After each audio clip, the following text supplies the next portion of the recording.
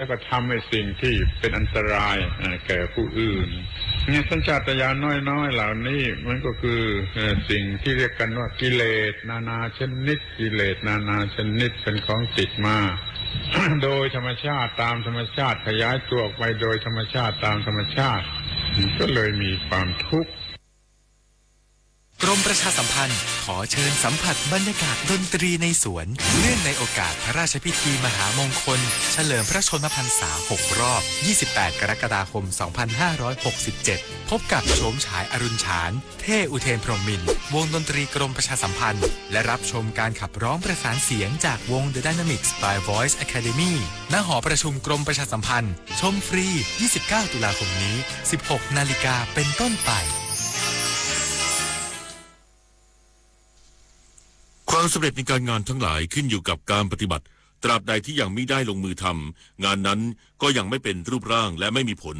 แม้แต่การจะวางโครงการหรือวางแผนงานก็ต้องลงมือขีดเขียนหาไม่ก็มีแต่ความว่างเปล่าพระบรมราโชวาทพระบาทสมเด็จพระเจ้าอยู่หัวจบข่าวคณิษฐาลือศาสตร์บรรณาธิการข่าวทิติมาอินกรรมและพิญโยรุ่งสมัยอ่าน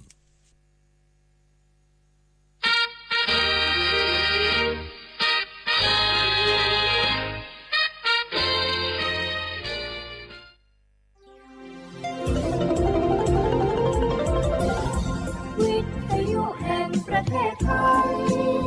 ให้ความรู้กู้ความสุขสถานีวิทยุกระจายเสียงแห่งประเทศไทยจังหวัดเชียงใหม่ AM 1476 กิโลเฮิรตซ์สถานีวิทยุภาคภาษาชาติพันธุ์แห่งเดียวในประเทศไทยที่มีความทันสมัยเชื่อถือได้สร้างอัตลักษณ์กลุ่มชาติพันธุ์สู่สากล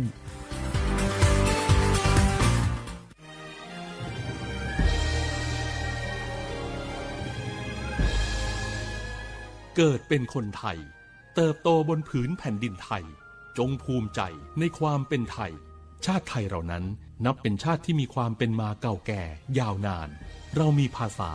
วัฒนธรรมและมีสิ่งต่างๆที่เป็นเอกลักษณ์ให้เราได้ภาคภูมิใจในความเป็นคนไทยเราควรเห็นคุณค่าและมีความรักชาติหวงแหนแผ่นดินอันเป็นมรดกของบรรพชนร่วมภาคภูมิใจในความเป็นไทยโดยสำนักประชาสัมพันธ์เขต 3 กรมประชาสัมพันธ์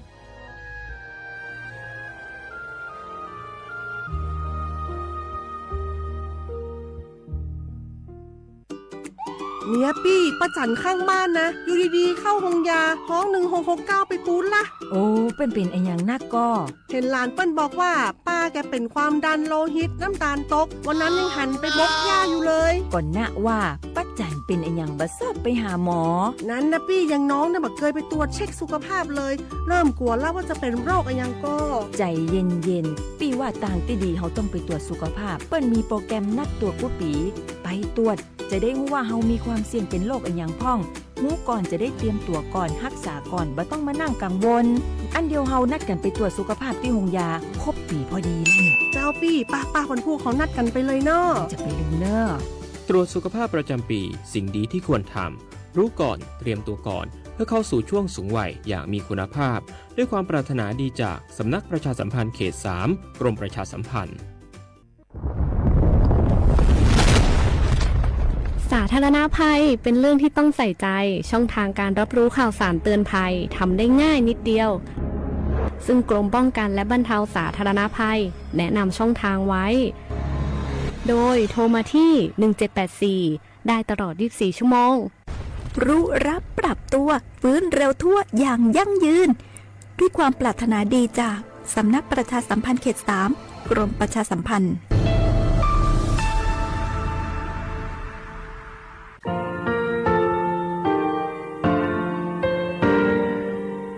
งาคือมีติปิเพกาวิเชแลงาคือติกาติฉือแลติเลเพกาวิมาเฮยาค่างาคือชอยาออตุคโลกาติเทวิออโครคาติผาคาชุโยอาชุโยวิโยกาคาเดติเลอติแกกาพุติลาวิทัปาตองาคือชอยาอาสติกาวิโยงาคือออตุคโลออโครคากาติเทวิอือเวอีเวมาโกติยาลิเลทอกาอายีอือเวคาชเวเพวิโย อละกงาคืออตุคอลูอคืออคากาติยายามาเตียลาบิลอโกงาคือชอยาทอกาอาสติมากาบิคาชูงาคือมีติปิแพกาบิเจแลงาคือติมูติสุติแพแล้วติกาลีลีอาชุยเวอวูปุตาเวกันติภาคาเสติเกคาเดกากาติเชวิทัปาตองาคือมีติปิจะเขแพลากาบิโยเชแลงาคือเทโจโมโคคางาคือมียาถาตอคอปิลาตาเวปุระเวติเชเสนีเสหปามัชหปานิงาติเชออกขอบทามัววิทยาลัยวิชาการศึกษาประสามิตรโกเวออคโลจากเกรทาไทโจโมคุโฮกางาคือมียาถาปิยาลาตาเวตอคอติพายโย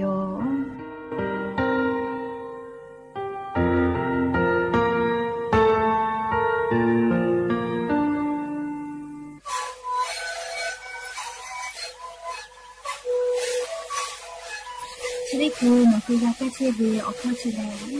แล้วหุ่นเข้าตัวคือออกทีจังหวัดที่ไหนเอ็มนาบาเต็งที่โอหาสุดที่เขาตัวเฮเล่นเล่นหลอกเอาพ่อออยาก็ชีวิตนาลีดูแลได้ชิ้นนาลีเล่นถือวีออยาที่นาลีที่แต่แล้วก็มาชอบพยายเล่นเล่นแล้วหุ่นคอก็ชีวีและงานแล้วหุ่นคอก็คือสิ่งนั้นมาพอดูในวิดีโอ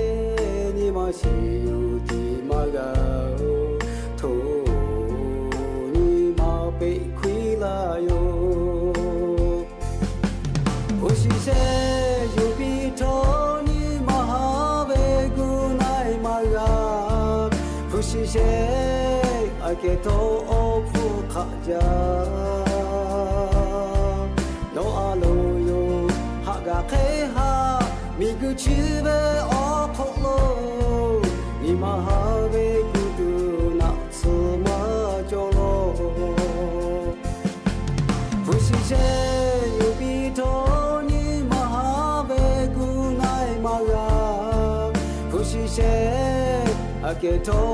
ฟูข haja no aluyo haga kheha bigu chive okholo imahave guduna suma jolo imahave guduna suma jolo oboda javiyo ya pehate potoka daja vio ya chokolonga huti pokoga milaleo chupa opalo cheta vio ni rahuyate phata tige okhoga ko kadaki cheve thapato olope tega lele thata gyo ya vio kholo la se cha leo to yo la vi yo me ha vio ni rahuya kha pho chu pho lo cheta ve kha khi phe chele tega lele thoka cha me do me zu me ka me ha le do sa chiao le na chede che vio ya ka ni hu thai min go kholo le mu yi kho ya pu la pho cheo me te po le mu ka se ma o mui po to la ti yo o cha ya kha se phe to la che ve ana ago te phatha ni hu to da le pu ga kai tu cha ve do ve che ve jo ve te chele le pho ka a yi yu le a shu yo tu yo ya ka tha ka den ha sa da kai se mem le ya ni ve ya le chede sa kholo ka le su pu o ni ga pu vi yo ya ni le te che ha pa o tu ba ha pa kholo ya ni ni che o ni ga n phe vi yo le che kho ni hin che o kho lo kho ha vi yo ni ra hu ya te pa o te ha le le vi ya hi na ri khwe ta le ko na ri tha kha gai te ha le le nga hu la hu kho to kai che vi yo mem video radio pho am ti hi o ha sa chi kho kilohertz te lai pho nga hu la hu kho to kai che vi yo pu ta le ni pho te pho Facebook fan page สวทเชียงใหม่ AM 1476พอกาไลฟ์สดติดต่อไอเชวิโยค่ะพอสับพอจโกอุพอลุลาและละหุคอพอนาแล้วติแกมมีพ่อวิสาตาติแกหาอยู่ไกแพวิโยแม่ออลอเปิดติลองะคือติแกอยู่เวลาและกาดะเจดะไกตุเวสาตาและยานิงะหุมเหมียวคโลแพกไอเชวิโยเจ้ายามูชามูยีมุกะมุหอพ่อจ้านดาวิสาตาออลอติพัทธะ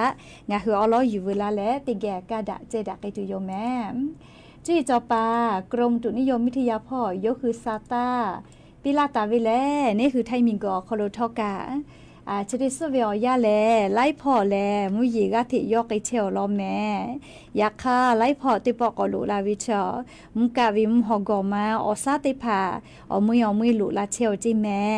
เฮกอมุยีติผาทะนิเวลอโกเลชดิคือเวียยาแล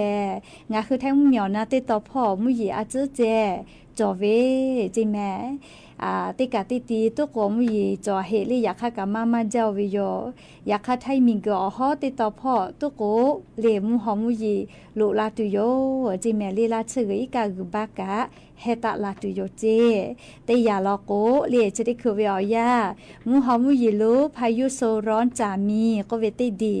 นัวฟิลิปปินส์มีอนาติตอพ่อโลลุเอและจะได้คือฟิลิปปินส์มีคโลกาลีลูวิสิเวกาฟุเทวิโยเฮเตะและเลมุหอมุยีลุพายุโซร้อนจามีก็เวจะได้ดีฟิลิปปินส์มีคเตียโกเลแฮปั๊มมีลาชื่ออฮอติตออนาพ่อยานินิชอญอคโลลุอิตุโยจิแม่เฮเตะโกเกาะหายลามเลแฮปั๊มมีคโลลุเอและเลเวียดนามมีลาชื่อผู้พ่อเลี้ยวพอกะลุยตุโยเจเลนิชคอนตาเลนชิฮินีติชหาปาเวียยาวคโลจะกะลิมหอมุยิลูพายุโซร้อนจามีก็เวติดีนะเคเตและลิมหอมุยิลูพายุโซร้อนจามีก็เวชติดีแลงาคือแท้มีทัดที่มาหือลากุทอกะเลอเมตุแลอาจจะเจาะหือตุโยเจเฮโกยะนี้นิชอนิเวียยาวคโลลิมหอมุยิลูพายุโซร้อนจามีก็เวชติดีแลเลมัวฟิลิปปินส์มีเตียแหละเลมัวจังหวะออโรราก็วิเจเลเกาะลูซอนติตอนาลิฟิลิปปินส์มีออนาติตอพ่อเจเลมุยีกาลาจาไกตุโยจิเมลิโนติตอพ่อจะได้คือเวียยาแลฟิลิปปินส์มีคโลกาลูวิสิเวกาพูแลชอกาติชออกาเคโซเจเลมุฮอมุยิโลพายุโซร้อนจามีก็เวชได้ดีทัปตอนัวฟิลิปปินส์มีคโลไลกาไลตีไลจังหวัดอคโลอิกาทูเวมีปะเวเจ เจลีกะมุยลามาจาเลมุฮอลูกะลาวิทัปะโตลูวิสิเวกาพูเลชอกะสเลชอกะนาวิจิแมเฮกว่างาคือไทยมุมีเป้าลอกโอกาเลมุฮอมุยรู้จามีก็เวชได้ดีไทยมุมีถาที่มาหือลาโกกะเลมุยจะได้ดีแลไทยมีกือเล่ภาคอีสานพ่อโลคือลาตุโยจิแมเลียวเวียวนี่ลาหุยาไทยมีเกภาคอีสานติดต่อพ่อโลเชียวิชอติผาทอเลสาตาคเดพอหาอยู่ตะแม่อลอโกมุฮอมุยิลุจะได้ดีไกตาวิออกคาเชอเลญานิวิชอมัวเลภาคอีสานพอคือลาตุโยจิแมลีมุฮอมุยิลุพายุโซร้อนจามีเลงะคือแทมมีทะมาคือลาแต่วิตุโกมาฮิลอเลยักค่าคือลาตุโยเจขะเตแล้วมัวภาคอีสานพอยะนิเวอยาคโลกาลาตุโยเจเอโกภาคอีสานติต่อพอยะนิเวอยาแลติกะติติเตปอมุยิกะกอลามาจากตุโยจิแมอวิอนีลาหุยาภาคอีสานพอเชอวิชกะซาตาพอหาอยู่แลคาเดกูแฮกูฟาตะแมแล้วก็ยันยังไงคือไทยมีกอนะติต่อพ่อมุยจ่ออีเจ้ารอแม่ติฮาเวอคโลติชเปเซคิเจเบหุตาวิเจมาเวจังหวัดจีใหม่จังหวัดตากกำแพงเพชรพิษณุโลกพิจิตรและจังหวัดเพชรบุรีติต่อพ่อเจเบื่ออะไรกาเล่ภาคอีสานพ่อกะยะนี้มุซานาเวอยามุหอมือหลูลาและกอลาวเจติกาติตีมุยาจะเจจอตาวิเจแม่แต่ละไทยมิงก็จะติต่อกาติชเปเซเจมุนีต่อพ่อกาติชเปเซไทยมิงก็ฮอติต่ออชเปเซติและกุธิพ่อลอโกมุยติชเปเซคิเจแต่กาตาเวเจแม่ญาณิเวทยาธาข้าพ่อเฉพาะโลกามุยยอลาเวลออาจจะมาเวแลเล่ไทยมิงเกอฮอติต่อพ่อลอแม่ยก็ยันตาแล้วเล่นชเซนิเวอยักขกายเล่ยันตาลินชุขนิเวอยักขกายนะเล่งคือแท้มีอนาติต่อพ่อมุยยอไกและกอเวอซาติผาเตตาเลนิองศายอยักไกตุยอเปือเล่นชสันตาเลนชกอนิลอโกเล่มุยอาจก็ลุลาตุโยเจนี่ชเปเซเตเลเซชเปเซก็ลุลาตุโยเจภาคอีสานพ่อลอโกกาเลอันชเซนตาลินชกอนิเวอยาเลมุยมามาจาอยากให้นชสันตาเลนชกอนิเวอยาโคโลติปอมุยก็ลุลามาและลามาไกตุโยเจอชเปเซตาเลขอชเปเซแต่กาตาวิจิแม่เฮกอนยานิเวชอเลไทยมิงก็จะติดต่อกะยันตาลินชกอนิแลมุยยอไกลออยากให้นชสันตาลินชกอนิเลติปอมุยก็ลาและลามาไกตุก็เวลอแม่เฮกอจะได้คือมุยจอมาจาเวเลเลไทยมิงก็ฮอติดต่อพ่อลอแม่ลิจกะยันยังกะหึมมีอคโลแพกเชเวอเจ้ายามุชามุยิมกะมหอพ่อจ้านดาเวซาตาอลอติผาอยู่เวลาแลงะคืออวิอนีระหุยาติผาทะอลอซาตาติผาจะเขปิลาวิโยแม่อวิอาเนียระหุยาติเผาจะได้เจอเวียยาเลเลงาคือติกาเลลิกานาปอเมสพอและมีพ่อวิสาตาติผาคาเดกาพอหาอยู่เวโยอลอกวเลียวเจ้ายาคาสไลจุเลยาปีปาไกเชวิโยไคติและภัยธรรมชาติยาลอโกเลสาลือเลกามุฮอมุยิลูจะเคเวเตผาลอโกจุยจอปากรมตุนิยมวิทยาพ่อยุคือชานิเตนีกาวิโยเลมากาลาหิทากายกงาคือซาตาพอหาอยู่แล้วมุฮัมมัดยิรุจะได้ดีเฉพาะลาตุโยเขกว่าลาโกเลนี่คือกากูเฮกูฟากาวิโยเฮก็จะขอเบียวยาวโคโลไลกาทอเลไทยคอลโกประสบการณ์ก็เวนะเลกาพูกาเพลาวเวอเจติพาอีกะทูเวอีกะลูลูลาวิจะได้พาทางาฮือเลกาพูกาคาจอเวอเจติพาจอตุโยเลเขโกไลกาโกเวอุสพอลโกอีกะจะเคติลาลาโกเลเยคออโลหะพอตอลาจอลอจิเมลีมาฮิลโกตอลากะกะก็ตอลามากาลาวิโลเจเลเขโกจอตาเวมอจิติพาชอเลนี่คืออาสามาเลลโกเลมอจิติพอก็จากาวจิแม่เลเขโกงาคือติกาเลลิกะอายุจาเวเลเลลาจลาฮาวิอจิติพามุฮัมมัดยิรุลาเลกะทุตุโยเจหะพอโกลาโกหะพอตอลาตูนะเลติกาเลลิกะปุลาเวจะขอวิอยาวโคโลจิไหมวิอขอมาโกเลนัวจิให้พอกะประสบการณ์ติพาอีกะลูลูลาเลกะทุเว อเจเตพาทางาคือฮียูทูเวอเจเตพาไลยากาเวลาตุโยเลขก็จะกะเราเปิดต่อคโลอยู่เวลาและกาดะเจดะไกเปิดตาเว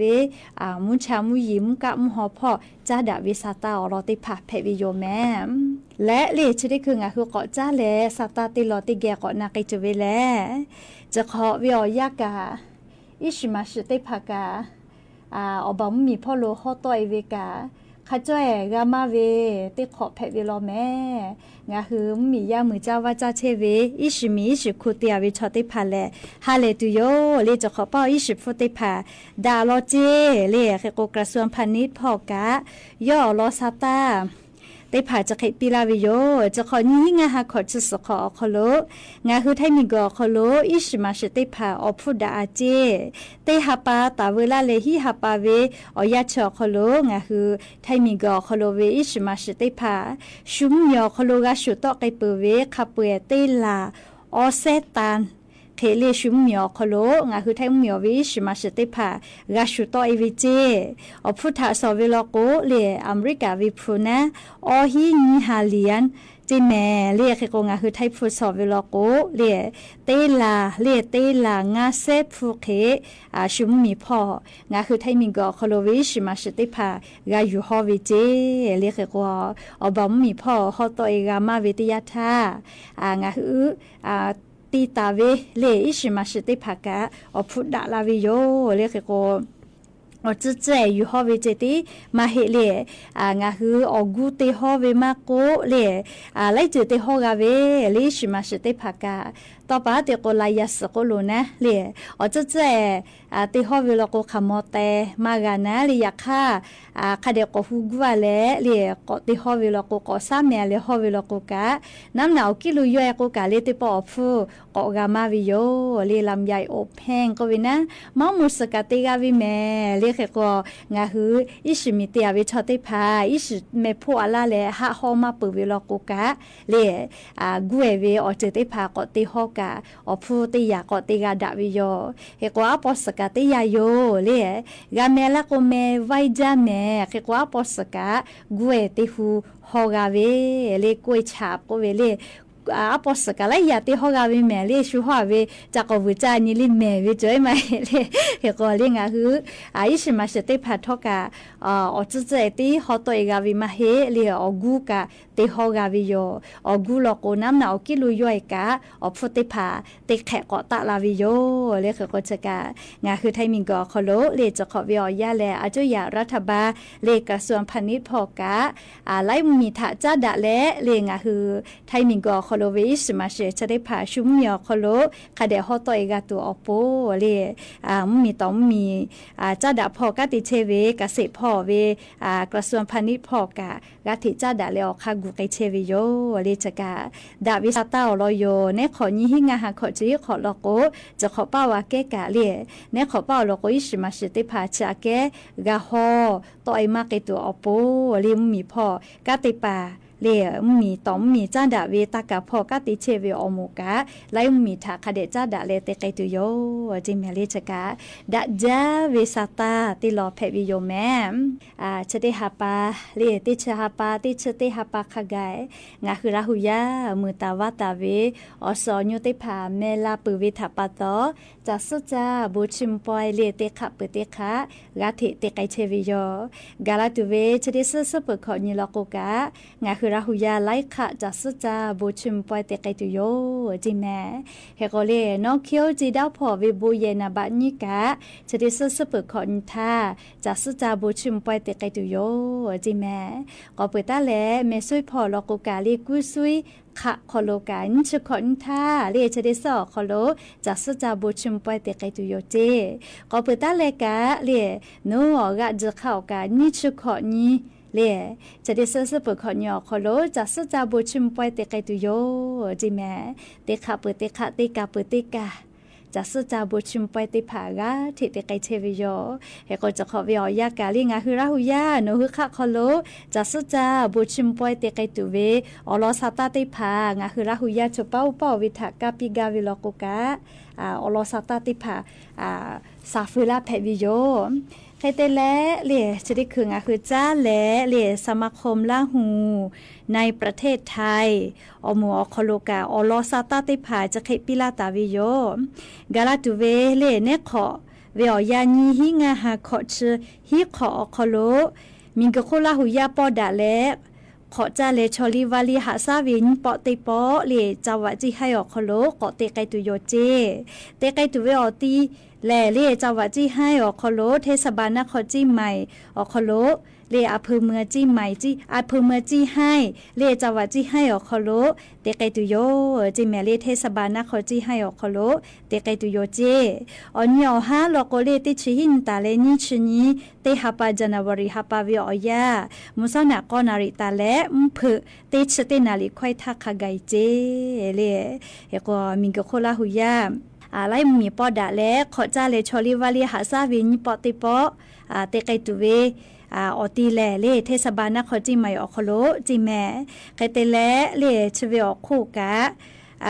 กาลาตุเวนิชกอนีเลชเตหาปาเตชาปันชกอนยอคโลงาฮือโมโฮกาเวชอเตพานาเลอเมกุตาเวชอเตพามอดาลาเลเลโมโฮกอติพุกาจาปิลาเลโมโฮกอตีเปตุโยเจเลกกงาฮือลาหุยาลาหุขอจะปอยติกอติอคโลโมโฮตุเวอเมกาเวชอติภาคเดนาแม่นี่ชกอนิติชหาปาทา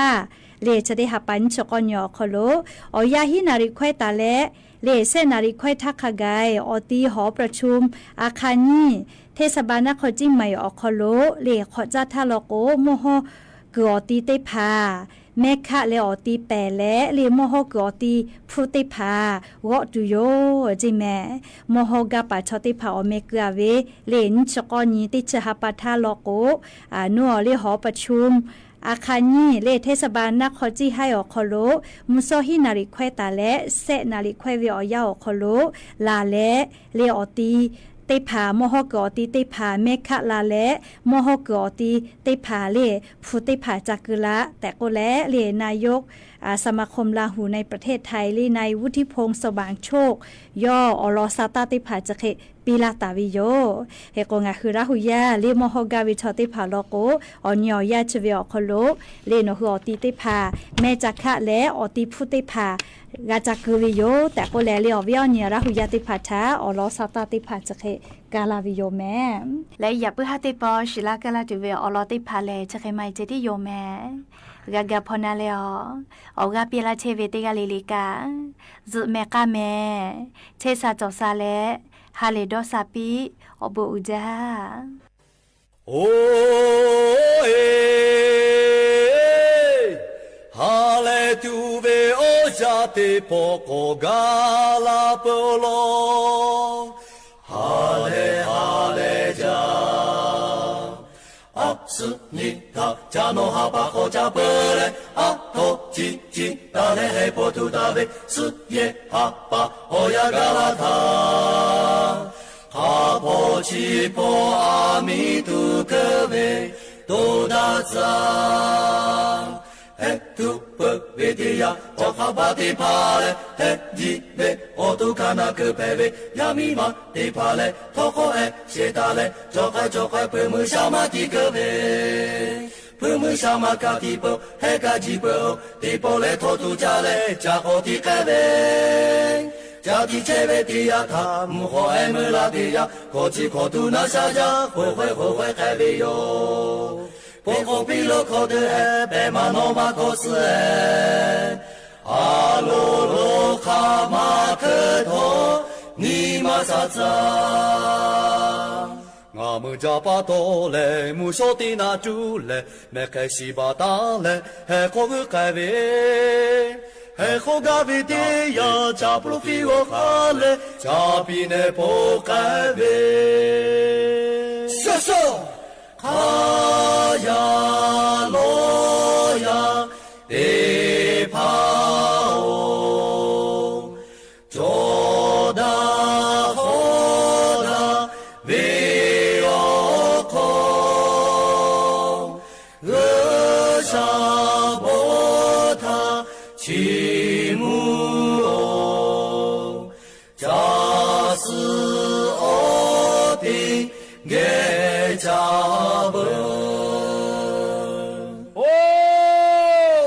地跑，蛤蟆可维托，蛤蟆哈维托，得考地包，俺和拉虎呀，加少加位，哈来表现家的有没？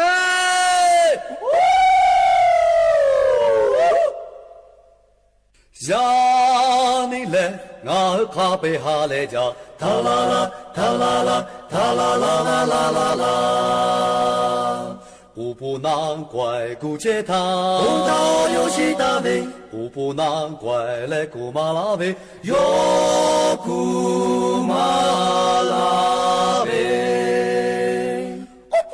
那个喽，哦不，那个喽。阿布阿比得巴哦，比奥尼得巴哦，我会会自哈自来，老子的可以鸟问，莫个。老子的火炉，青梅木罗巴罗罗，二下贝哦波西二家妹，二家妹的呀嘞。สังคมพหุวัฒนธรรมต่างศาสนาแต่ใจเดียวกันชมทะเลสวยฟ้าใสที่ภาคใต้ชิมปลากุเลาตากใบขึ้นชื่อปลาชายแห่งปลาเค็มภาคใต้แหล่งผลิตวัตถุดิบอาหารสำคัญของโลกลิ้มรสผลไม้แสนอร่อยลองกองทุเรียนมังคุดเงาะความหลากหลายทางวัฒนธรรมทั้งพุทธคริสต์อิสลามและคนเชื้อสายจีนอาศัยอยู่ร่วมกันอย่างกลมกลืนภาคใต้แห่งสยามเมืองงามของไทยสำนักประชาสัมพันธ์เขต 3 กรมประชาสัมพันธ์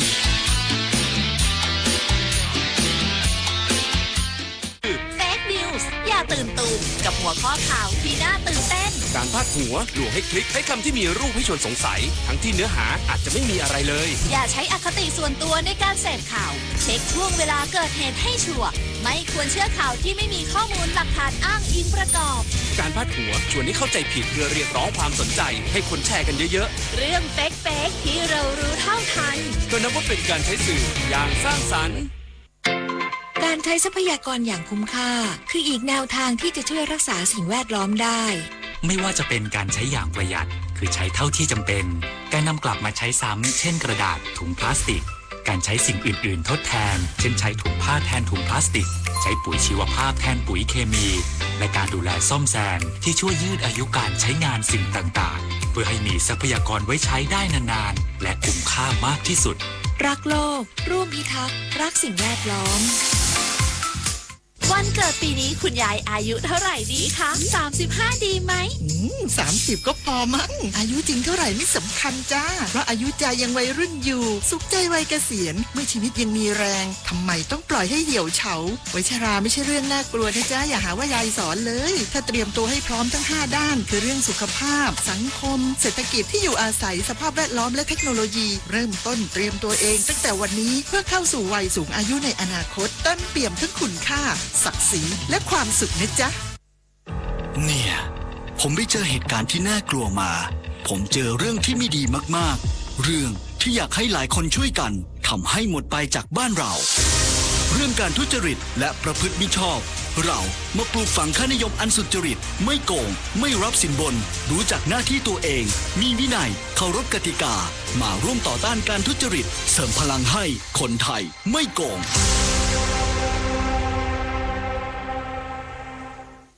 กองในการรักษาความมั่นคงภายในภาค4ส่วนหน้าเร่งรวบรวมพยานหลักฐานหากลุ่มคนร้ายที่ก่อเหตุระเบิดที่อำเภอปานาเระจังหวัดปัตตานีมาดำเนินคดีพร้อมขอความร่วมมือประชาชนในพื้นที่แจ้งเบาะแสที่สายด่วน1341พันเอกเกียรติศักดิ์นีวงศ์โฆษกกองอำนวยการรักษาความมั่นคงภายในภาค4ส่วนหน้ากล่าวว่าคนร้ายได้จับลูกจ้างขององค์การบริหารส่วนตำบลน้ำบ่อมัดมือมัดขาไว้ก่อนทำการปล้นรถยนต์ประกอบระเบิดมาจอดไว้ภายในซอยระหว่างสถานีตำรวจภูธรปานาเระกับที่ว่าการอำเภอปานาเระก่อนเกิดเหตุระเบิดขึ้นจนทำให้อาคารที่ทำการสถานีตำรวจภูธรปานาเระและทรัพย์สินทางราชการรถยนต์รถจักรยานยนต์ได้รับความเสียหายส่วนเจ้าหน้าที่ได้เข้าควบคุมพื้นที่เหตุการณ์หน่วยเก็บกู้และตรวจสอบวัตถุระเบิดและชุดพิสูจน์หลักฐานเข้าตรวจสอบพื้นที่เกิดเหตุเพื่อขยายผลติดตามตัวคนร้ายมาดำเนินคดีจากเหตุการณ์ที่เกิดขึ้นเชื่อว่าเป็นฝีมือการกระทำของกลุ่มผู้ก่อเหตุรุนแรงที่มุ่งประสงค์ทำลายทรัพย์สินของทางราชการและสร้างความเดือดร้อนให้กับประชาชนทั้งนี้กองอำนวยการรักษาความมั่นคงภายในภาค4ส่วนหน้าจะเร่งติดตามจับกุมผู้กระทำผิดเพื่อมาดำเนินคดีตามกฎหมายโดยเร็วที่สุด รวมทั้งกำชับให้เจ้าหน้าที่เพิ่มความระมัดระวังในการปฏิบัติหน้าที่ให้มากยิ่งขึ้นหากพบเห็นเบาะแสการกระทำผิดหรือบุคคลที่มีพฤติกรรมน่าสงสัยสามารถโทรศัพท์เข้ามาแจ้งได้ที่หน่วยงานความมั่นคงหรือหมายเลขสายด่วนกองอำนวยการรักษาความมั่นคงภายในภาค 4 ส่วนหน้า 1341 อัศรีอัศมาแอร์ทีมข่าวสวทปัตตานีรายงานกระทรวงดีอีเดินหน้าขับเคลื่อนนโยบาย Cloud First Policy ยกระดับความมั่นคงปลอดภัยข้อมูลคนไทยเพื่อมุ่งสู่การเป็นรัฐบาลดิจิทัลนายประเสริฐจันทระรวงทองรองนายกรัฐมนตรีและรัฐมนตรีว่าการกระทรวงดิจิทัลเพื่อเศรษฐกิจและสังคมเปิดเผยว่าจากการประชุมคณะกรรมการดิจิทัลเพื่อเศรษฐกิจและสังคมแห่งชาติหรือบอร์ดดีอีครั้งที่ 3/2567 เมื่อวันที่ 22 ตุลาคมที่ผ่านมาได้พิจารณาประเด็นสำคัญที่จะขับเคลื่อนการพัฒนาเศรษฐกิจและสังคมของประเทศในหลายเรื่องอาทิแนวทางการดำเนินการใช้งานเอกสารอิเล็กทรอนิกส์ในระบบ e-office ภายใต้บริการคลาวด์กลางภาครัฐหรือ GDCC โดยมีแผนเปลี่ยนเป็นรัฐบาลดิจิทัลในอนาคตตั้งเป้าหมายผู้ใช้งานระบบได้ 3 ล้านคนภายในปี 2570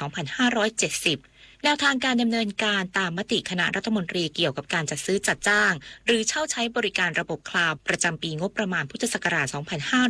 2568 โดยให้หน่วยงานภาครัฐนำข้อกำหนดมาตรฐานและเงื่อนไขสำหรับผู้ใช้บริการระบบคลาวด์ประจำปีพุทธศักราช 2567 ไปใช้พลางก่อนจนกว่าจะมีข้อกำหนดมาตรฐานและเงื่อนไขสำหรับผู้ใช้บริการระบบคลาวด์ใหม่เห็นชอบร่างกรอบการขับเคลื่อนการส่งเสริมการพิสูจน์และยืนยันตัวตนทางดิจิทัลประเทศไทยหรือดิจิทัล ID ระยะที่ 2 ระหว่างพุทธศักราช 2568 ถึง 2570 และมอบหมายให้สำนักงานพัฒนาธุรกรรมทางอิเล็กทรอนิกส์หรือ EDDA และหน่วยงานที่เกี่ยวข้องร่วมขับเคลื่อนตามร่างกรอบการขับเคลื่อนพร้อมทั้งติดตามและประเมินผลตามกรอบดังกล่าวต่อไปเป็นต้นนฤมลอุดมพรรายงานอำเภออุ้มผางจังหวัดตากพร้อมรับสถานการณ์ตามประกาศแจ้งเตือนของสปช.ด้านสถานีอุตุนิยมวิทยาจังหวัดตากคาดช่วงวันหยุด 26 ถึง 27 ตุลาคมนี้มีโอกาสเกิดฝนฟ้าคะนองปานกลางถึงหนักมากในพื้นที่ภาคเหนือตอนล่างนายมาโนชโพเนียมในอำเภออุ้มผางจังหวัดตากกล่าวถึงการเตรียมความพร้อมรับสถานการณ์น้ำป่าไหลหลากและดินโคลนถล่มในพื้นที่ช่วงวันที่ 23-25 ตุลาคมนี้ตามประกาศของศูนย์ปฏิบัติการช่วยเหลือผู้ประสบอุทกภัยวาตภัยและดินโคลนถล่มหรือสปช.ว่าได้มอบหมายให้ปลัดอำเภอด้านความมั่นคงประสานกับเจ้าหน้าที่หมวดทางหลวงคีรีราษฎร์แขวงทางหลวงตากที่ 2และหน่วยกู้ชีพกู้ภัยของอำเภอพร้อมลงพื้นที่ปฏิบัติงานแก้ปัญหาอย่างทันท่วงทีหากมีดินโคลนถล่มปิดทับเส้นทางซึ่งจุดเสี่ยงสุดคือถนนทางหลวงหมายเลข 1090 ถนนสายแม่สอดอุ้มผางช่วงกิโลเมตรที่ 127-128 นอกจากนี้ยังแจ้งเตือนไปยังกำนันตำบลหนองหลวงซึ่งเป็นพื้นที่เกิดน้ำท่วมล่าสุดด้านสถานีอุตุนิยมวิทยาจังหวัดตากพยากรณ์อากาศในช่วงวันหยุดวันที่ 26-27 ตุลาคมนี้จะมีฝนฟ้าคะนองปานกลางถึงหนักมากในพื้นที่ภาคเหนือตอนล่างรัชพล พนิกรสวทแม่สอดรายงานจบข่าวพิญโยรุ่งสมัยอ่านรับฟังข่าวต้นชั่วโมงครั้งต่อไปเวลา 22:00 น.ติดตามข่าวที่นำเสนอไปแล้วได้ที่ www.thainews.prd.go.th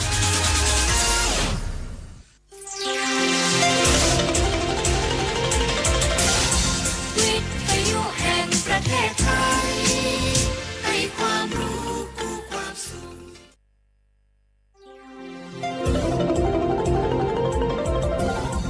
วิทยุแห่งประเทศไทยให้ความรู้คู่ความสุข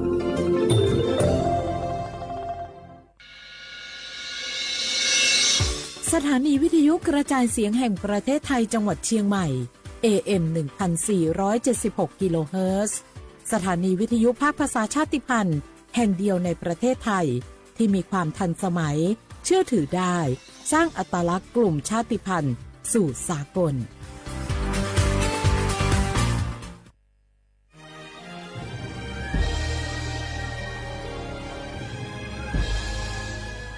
เกิดเป็นคนไทย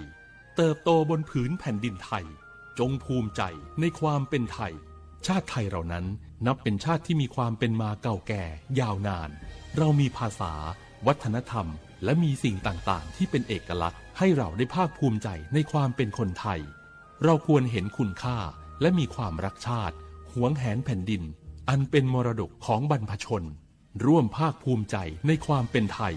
โดยสำนักประชาสัมพันธ์เขต 3 กรมประชาสัมพันธ์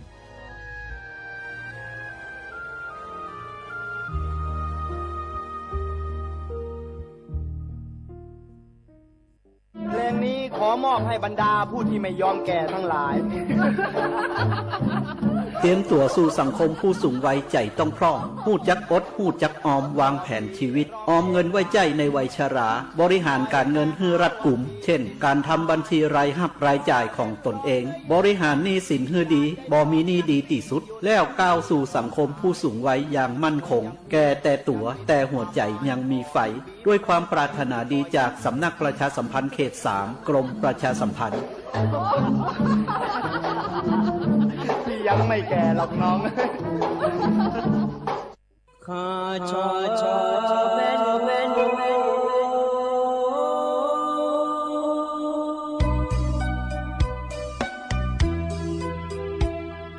จะนี่จบ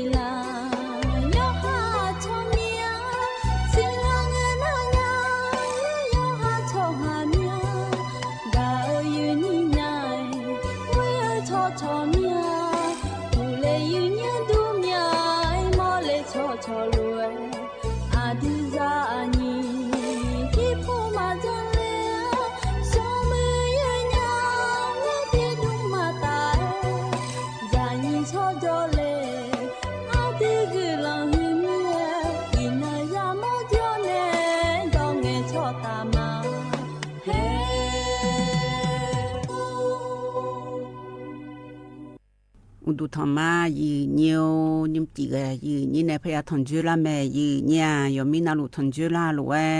อายามนาลีทีลากาดูนาลีเวลาเนี่ยเชลังเกินนี่ทนจุลาเนี่ยก็กอที่จีจื้อพยาจากาในละแม่ยืเนี่ย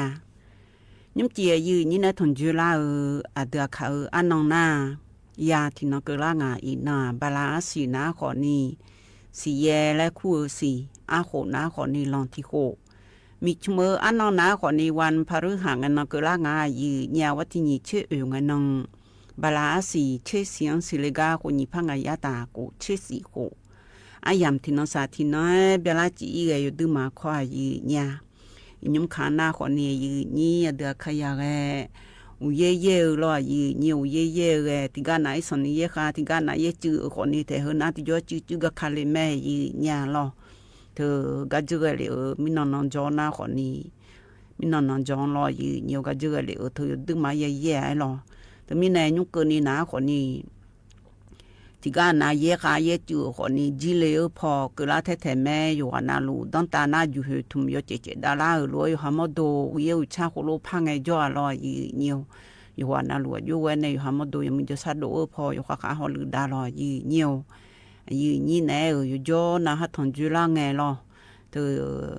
ก็กว่าจีจักันเนี่ยยังงาแหละฮอนอยากเดินในชาแหละนาชิกัวและบิกาดามายืญานุจีตะกอยืเนียวที่จื้อจักาดันแน่จักาดันแน่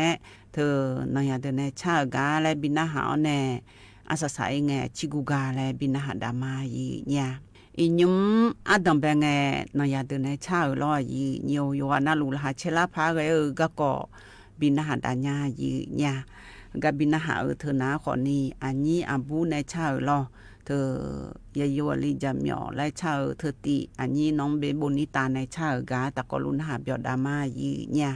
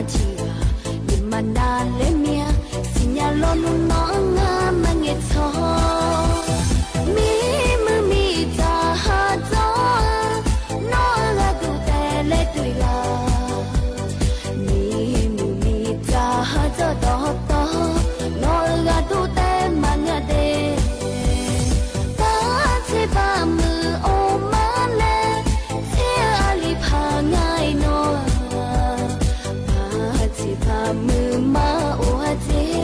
อาชอน้องเทเจละแต่มีมือมีจาหาจอน้องก็ดูแต่เล็ดด้วยลามีมือมีจาหาจอต่อต่อน้องก็ดูแต่มังกะเดป้าเจป้ามือโอมาเลเทอาลิพาง่ายน้อมือมาโอเจอาชอเนเทเทกายาตาเต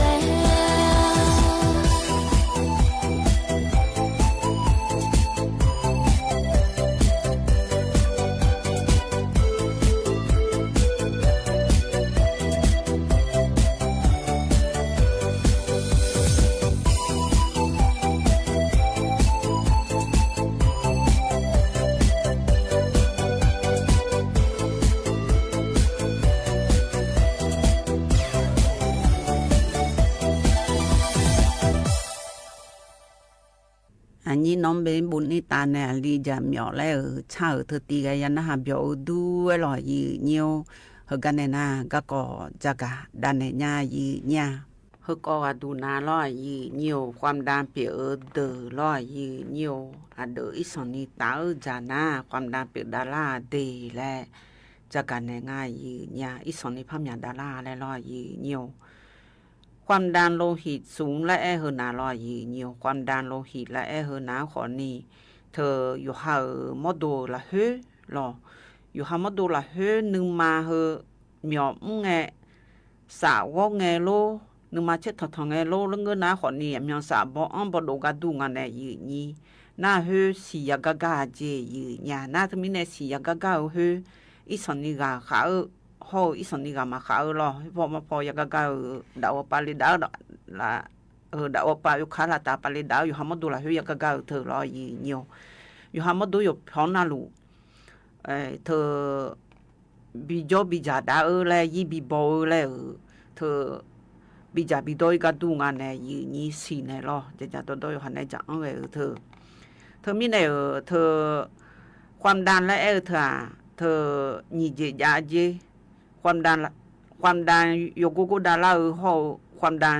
โยออกและเธอนาลอยยีเนียว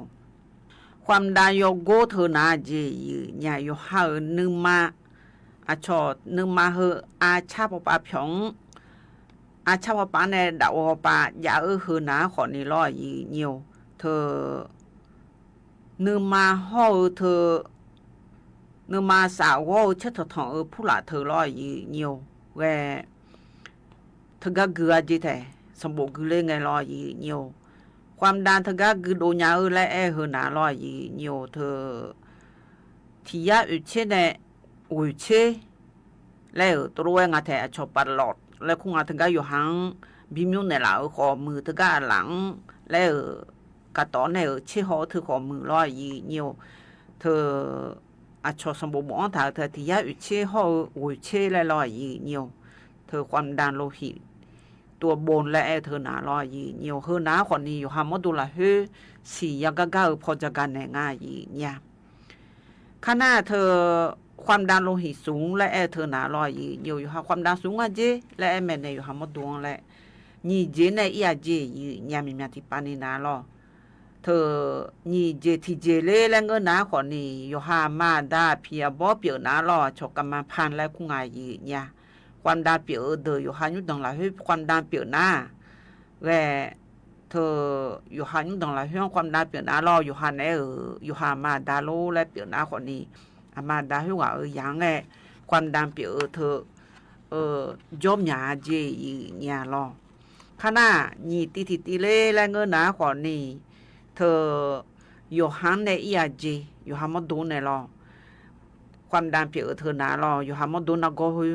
ที่เจเล่และเงินหนาคนนี้มาดูอยู่ช่วยสองชั่วนี่เจเล่และเงินหนามาดูบาหวานเธอเปียสุ่มเจเล่และเงินหนาคนนี้จะโดอันเดือตาจ่าจิบาโดมอลีโดห่อนึสาวเจยีเนี่ยแล้วตัวงาแทความดันอีสอนนี้สูงนาลออีสอนนี้กูละงายนาลอ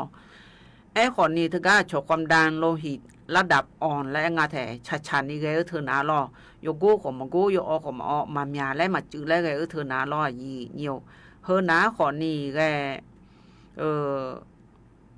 ความดังอีสอนนี่มาเปียเดินนาลอยีเนียวเธอความดังอีสอนนี่มาเปียเดินนาและตัวรู้งาแถเธอ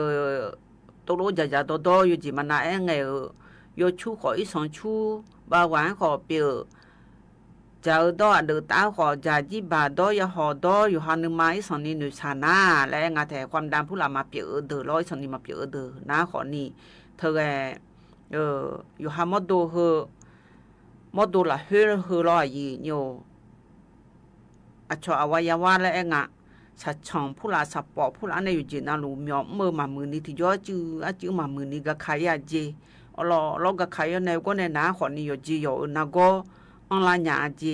หยาอยู่จีนาก็ถึงก็อันลาและเฮนาขอนี่อยู่หาหนึ่งมามีมานี่เปียย่อในนึกมาเช็ดทำผู้ลามาทางนี้อยู่ข้างกาขอสิข้างเจเล่มเสียกันแม่เนี่ยนี่อันนั้นก็ในนาขอนี่อยู่หามอดูรออยู่หามอดูเธอเมียลงมาดูนี่ก็จีจ้องขอนี่อายุลงมาเปียนี่เธอคือสิอะไรคือสิละสิผู้ลาขอนี่สิญาเจเดยีเนียวเดยีบาผู้ลาอีสองดอยาหอผู้ลาอีสองดอนึงมาอีสองนุชานาแล้วตัวรู้งายีเนี่ยเธอไม่ได้เฮก็ดูนะรอยีเนียวยียังจะกันเนี่ยนะอยู่หามดดูความดำผู้หลามายันนุสาพายห้องสุงอันเนี่ยเนี่ยนักก็เฮ้ยมายันนุสาพายเฮ้ยนะขอนี่รออายุชั้นไทยดาวแล้วเงินนะขอนี่จะโตเธอชันนี่จะเจอยู่หามดดูอีสอนยกของทับบิคอนเจยีเนี่ยนี่เจเล่เงินนะขอนี่อันเดออีสอนนี่ตาถ้าจะเจความดันโลหิตเปล่าเจอยู่หาเธออุมาละเฮสิเพียผู้หลานในสัจชงผู้หลานในหมอมือยมหยามดาวบัดบ้านในหามดงเดลาเจยีญาแล้วตัวรู้งาแต่เธอน่าสุนตีดูเลแล้วเงินนะขอนี่นึกมาทันอยู่ซาเจยาหอทัดดอเจยีบาทัดดอเจตีดูเลแล้วเงินนะออกกำลังกายแล้วก็เจชันนี้แล้วตัวรู้งาแต่งาตีดูเลแล้วเงินนะลอยยีเหนียวความดันโลหิตเปียกาจะกายาจะเดินนาขอนี่อยู่จอนาลูมอในหาลัวจะดาเจมาเงินนี่ลอยอยู่โกตีก็ดูเลและเงินนาขอนี่อยู่หาความดังเฮกูฮอลิเดย์และหมอในหาลัวอยู่จอนาลูโกยเจแล้วตัวงาแต่เธอมีเนี่ยเฮก้ายุ่มจะกันละนาขอนี่ความดังก็ก็ฮอลิดาลอยอยู่จะกันเนี่ยก็ก็ง่ายเนี่ยก็จะกันเนี่ยกายานะหาเกลียกันในหน้านายาตื่นในเช้าไล่พบีนะหาเบียดญายีเนียวนายาตื่นในเช้าเฮอนาขอนี่ลอยยีเนียวเธอและอันนี้มีสุยมีบุญในเช้าลอยยุ่งยโยลิชักอยู่หูตะกลุนหาดามายีเนี่ยอันโดมอลองในเช้าลอยยีเนี่ยอันโดมอลองในเช้าเธอไงเธอนาขอนี่อายุสิไงจะมาสิไล่เช้าเธอตียาแม่แน่ยีนี่ลาเชลาพาก็บินหาเบียดามายีเนี่ย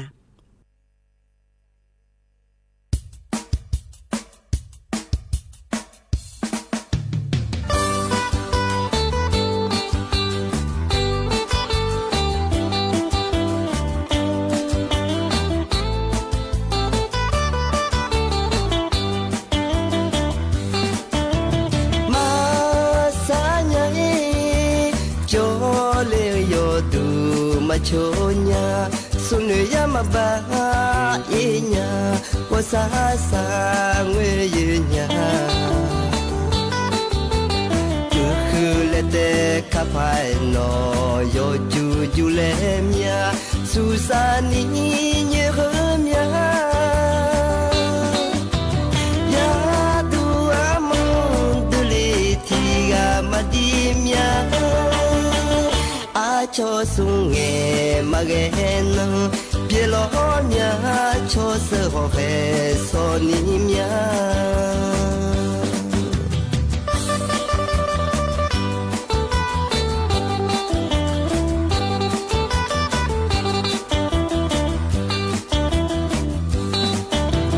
yo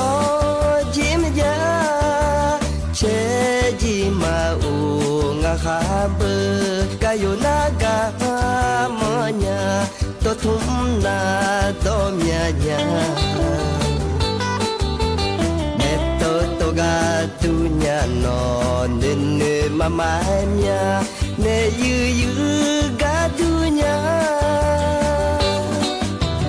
ye yam de ne o yam o nya mi ne ana o mo se ko ne o chi ne ga ka yu de so nga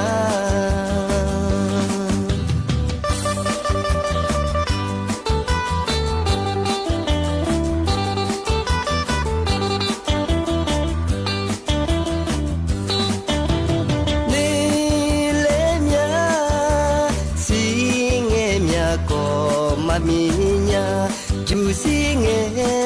jam masinya gaga o allo sije jinge ko domi masinya seyo yo la lenya masaya di anya habe jaga melo asi piao ne melo abo nyu ke ko ni mya lo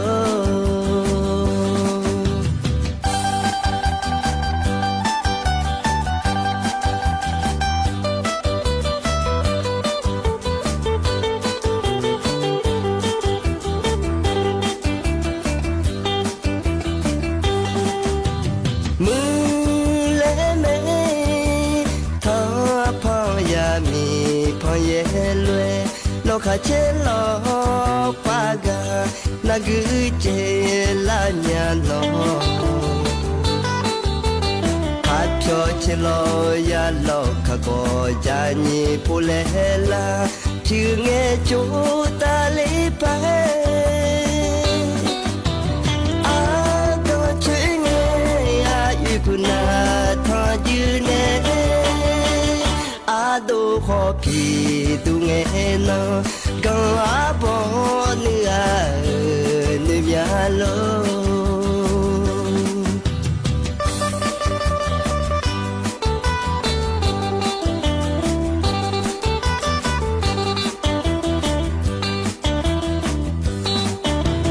ni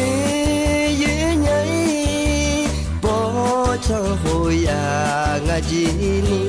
Pasaga sa di da dingwele monjanya ya je chulu amahe silani pamanya ya tu amu mapeti amadimya Chang sa la ma ye nya abo lwe du lo nya nga ha be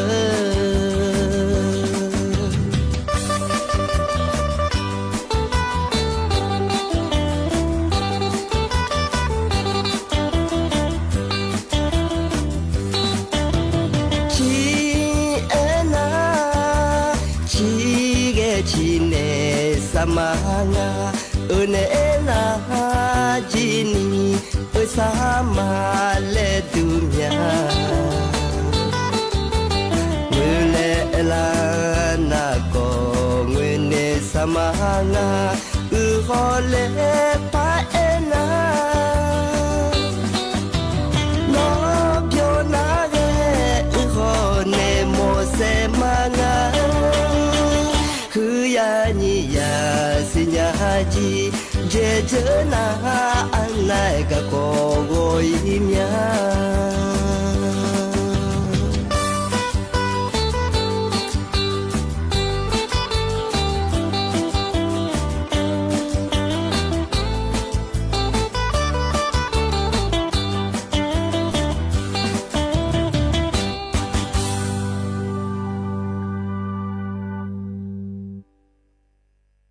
Yan na biểu du lo yi nhiều đồ món lòng này cha ở gai lo yi nhiều hờ gan này na các có phát ra cả đàn này nha yi nha hờ có du na lo yi nhiều yu ham đồ ya mừng cho sát đồ phò e cỡ nga yi nha โยกา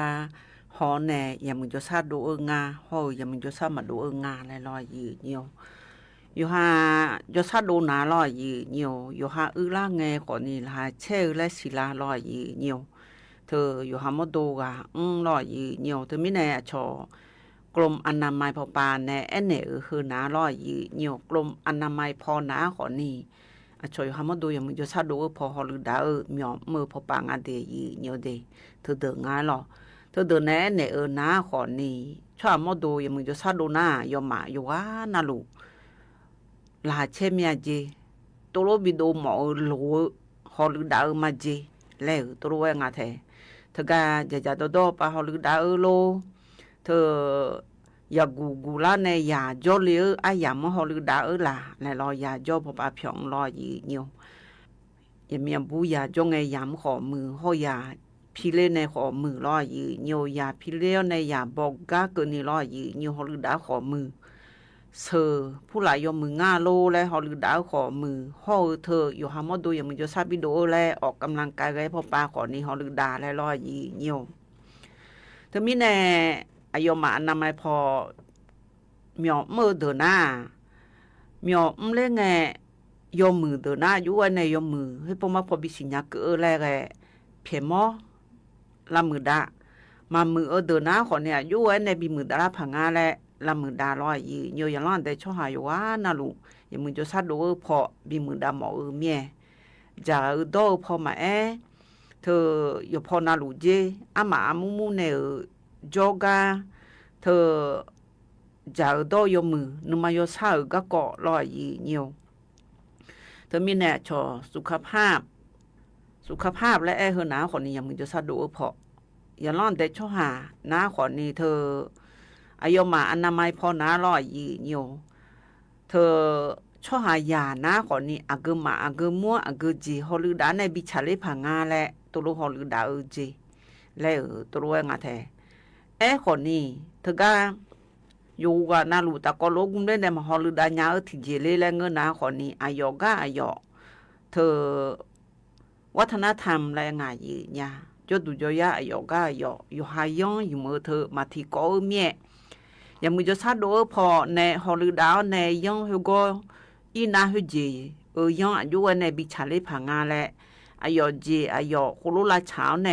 ฮอลือดามาเจยืนยาก็เจงาและจังเลยยาหน้าคนนี้โอ้และยังเธอจะรู้มาจังยาดีแล้วหรอยอจิมานาเงาเดียขยานาคนนี้สัตว์ยองตองก็ก่อนาคนนี้อาลีกันนามาสัตว์อาบัวนาดัสัตว์และแม่เนี่ยยืนนี่น่าหนัวสัตว์ก็ก่อมังงาดียอนาลูจิวยาผู้หลายอยู่ตาก็ก่อในยาแมงาดียมือพายและเสียลอยยืนอยู่ยาอยู่หายุดังยาหือลาเธอตัวรู้ไว้ยาบิสิญญาอาจิมินในแรงเงินนาคนนี้ตัวเอบิสิญาหน้าอยู่จีน่าลูอยู่หามาดูเธออุจิวยาจตาบัดาบ้านเนี่ยนักก็ผู้หลานยอล่าขอมืออายามาลองมาเกิดละมีในยาผู้หลานมาบีพีเล่ขอมือแห่ตัวอยู่จีน่าลูสิญาเนี่ยเธอบัดาบ้านเนี่ยก็ก่อให้เฮดูล่าขอนี่มายานุสาพายจีแล้วตัวเองแต่เธอมีเนี่ยอายมานะขอนี่เธอก็ชออนามัยพอกรมอนามัยพอในเนี่ยคือนาลอยยีเนียวพัดดุมผู้ร้านในอยู่จีนาลูจนดูเฮ้ยจีดอนาเฮ้ยจีบูชาเนี่ยแล้วอยู่จีมานาเดือขาพูนเล่นเนี่ยยาบีเล่นนาเดือขาดอบูเลยลอยยีเนียวอยู่ว่านาลูบิกเกอเนี่ยบิสิญาเกอเนี่ยยาช่างเทดาผายจีน่ายอมาหมอมล่างไงเธอยอผายจีแล้วตัวเองอะเธอยู่น่าโมดูยังมึงจะซัดดูพอยมือพายาช่างเทดาผายแล้วลอยยีเนียวเธออยู่จีมันนาไงเดือขยานาคนนี้ชั่วโมงบ่มาโลแล้วเงินนาคนนี้เธอถ่ายสมบูรณ์มาคืนยานาคนนี้แต่ซาผู้หลานในดอกในบีเอ็กล่ะแล้วลอยยีอยู่ผัวละเฮลิออนในอยู่หามาดูอย่างมึงจะซัดดูพอก็ก่อหรือดาเล่ไงแล้วลอยยีอยู่เธอมีในงานยุ่งจากกันในก็ก่อหึมนาคนนี้เธอก้าชอเธอสุขภาพอนามัยพอกรมอนามัยพอในฮอลือดาเธออาจีเมียบัดาบายฮอลือดาอะไรจากกันในก็ก่องายยีเนี่ย ก็จะกันเนกายันนะหากันเหลียกันเนน่านายาเดินในชาทิตีและพระบินนะหาเบียดาญายีเนียวนายาเดินในชาตีก็ดูนะขอนี่เธออันนี้น้องฟ้ามุตการในชาลอยยีเนียวกาญาหมอญาและโดดชาในแอนในญาและชาเธอตีตะกล้วนหาเบียดามายีญา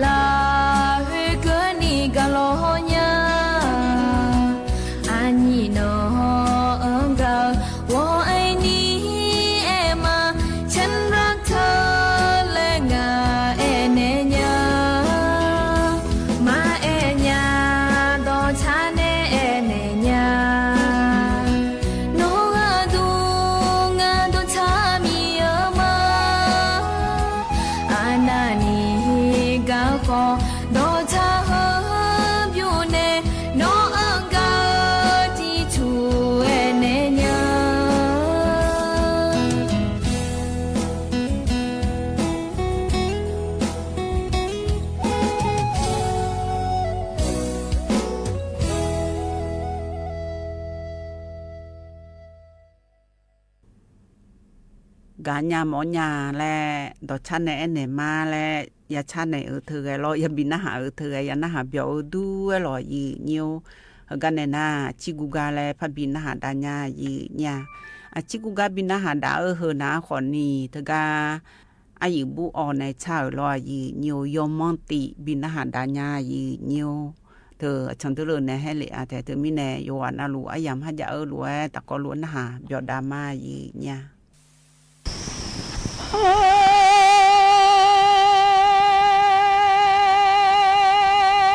谢谢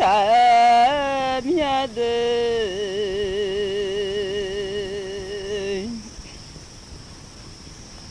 我们下面那普来了马河，那么来了马西来老娘。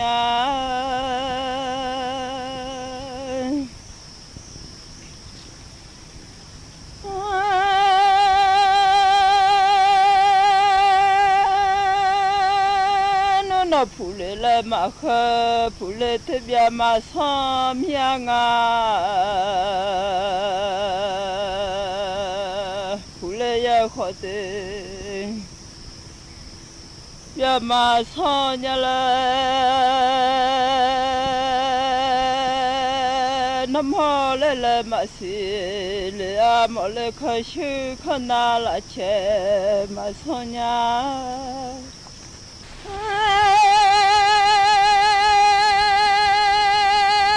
那普勒来马克普勒他好的别马上呀嘞，那么来马西啊，来么来可去可拿，那钱马上呀嘞，人家那人你出桥，哎呦啊你都嘞。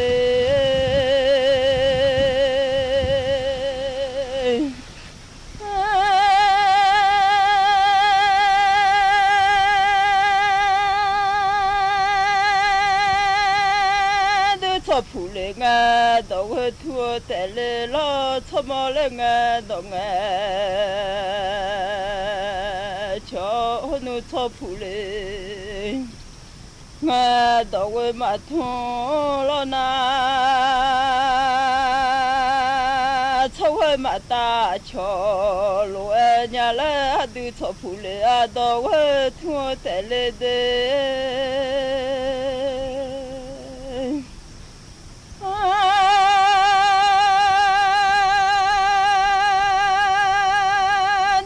普勒啊，你呀马拉，让你上去马达，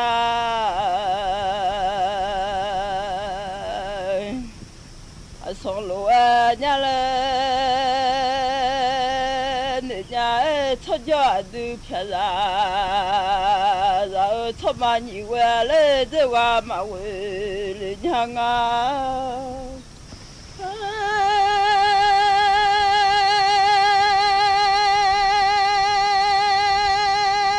你出家了都听到，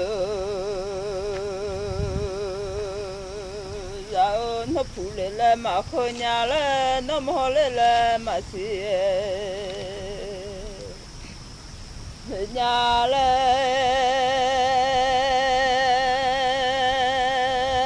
咱来推荐马上，人家他来推荐马普，人家出家有啊你都的。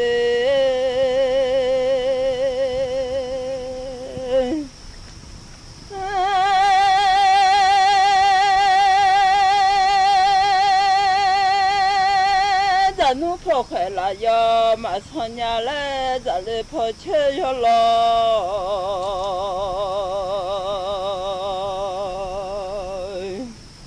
马普勒伢来，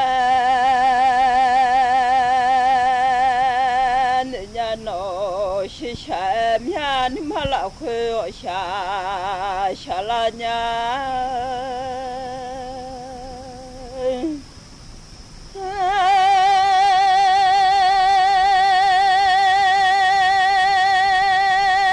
你出家了啊都听到，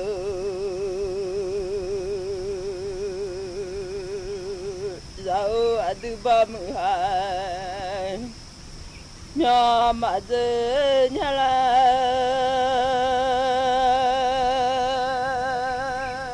什么一吃还苗马铺了啊都出铺了啊到我痛啊的。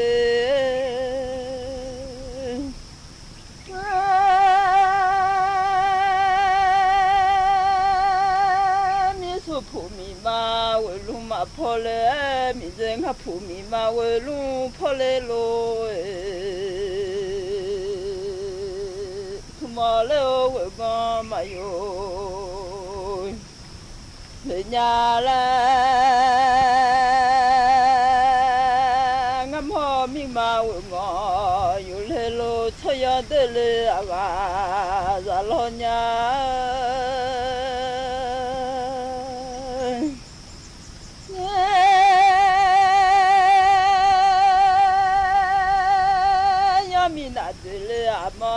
出呀，咱的来草要的来草草开，马来伢来，也要米那的来毛人家是啥米的。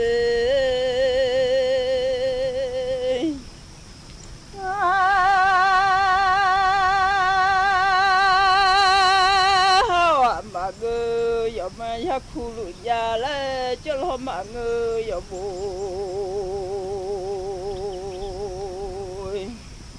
ya zo lu la mya ho shi sha mya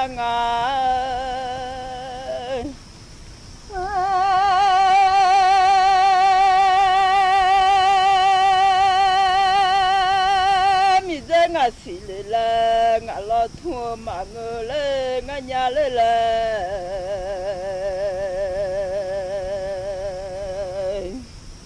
nga to kho ma ngơ pe mi su si to ka o nga to zo hu te le su nya to ka o nga to za bi yo te le no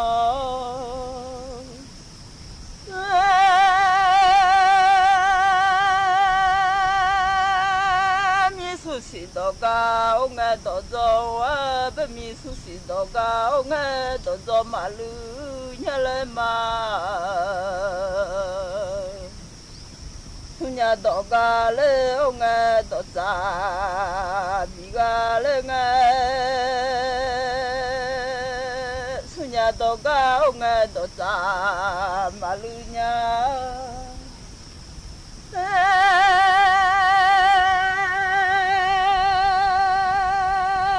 magajale uhu yakaluja maga uhu kange maga nyale nyano ngahau shae myade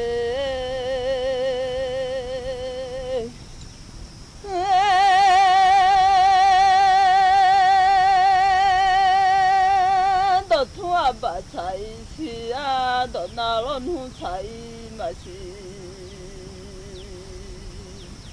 nya o shi sha mya de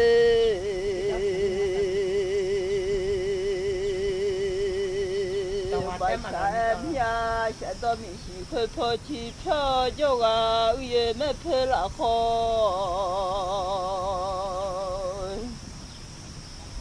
khó khăn cho nó lo cho xuống thì để con lên nó lo nhau thì để con đó đó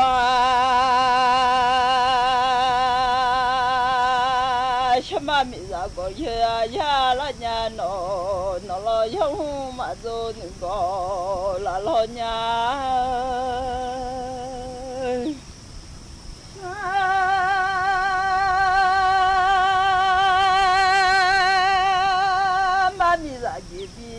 mà chỉ là mình chỉ ali có mi yo nó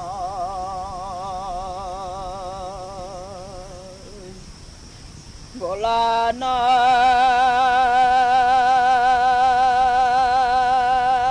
giờ chỉ cho cho đi thì được mi mà sẽ có khâu khó tu rằng à là sẽ lo yêu chú siêu rằng à là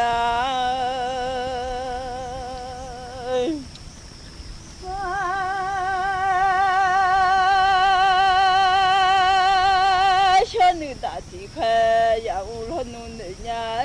bà sơ khu du thì khai ya yo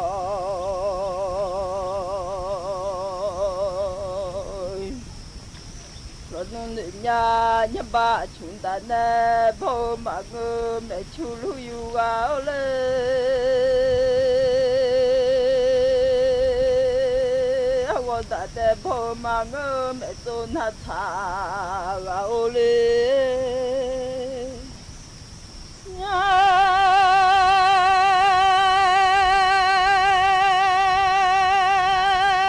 把chuẩn bị đồ phê, hình ngày 下到马包嘞，我到陪应该下茶，马西人家啦，你把穷到陪应该下到马包嘞，我到陪应该下茶马西。你把穷大那包，马我查到到做马娘娘来，我大那包马我查到，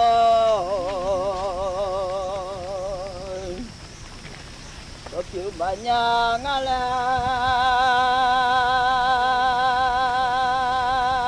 你把穷地到陪我拉种会的喏。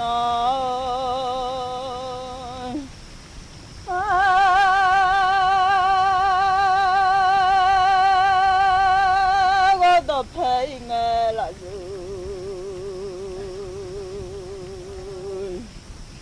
如一代啊，让你出去啊，有啊你都出去啊都听到，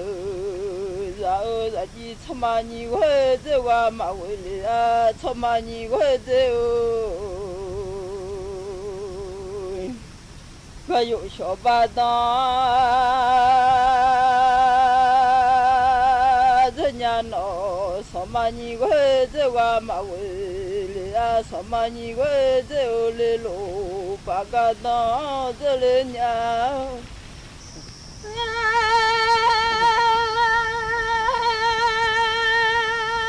明天你那家老娘嘞，哈罗罗不家老娘。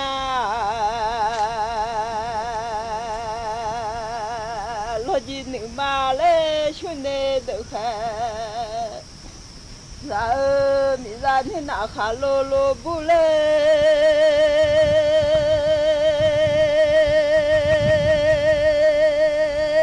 记者应该晓得嘛到娘我人家接嘛哟。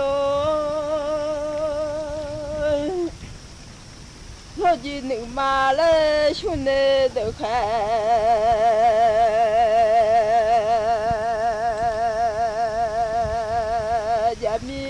把应该小把嘛到，人家来忙头个大个了，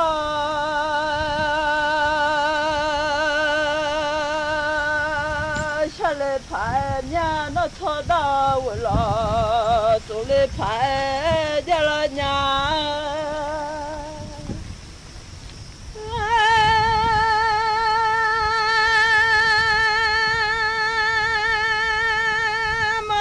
当着老马下水回来，那操到我老马多，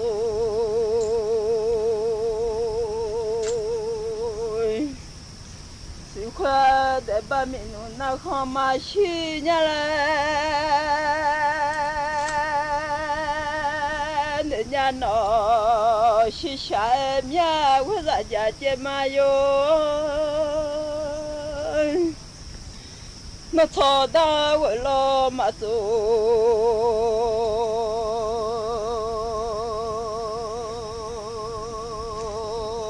谁会去把米子面家，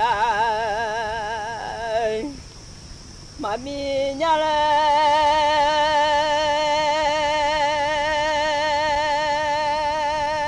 人家闹学校面米子啊提啊，然后米嘛才刚看好多米的，吃了一碗来就行啊，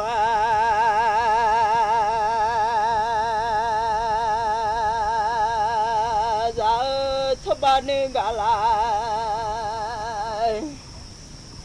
要吃嘛我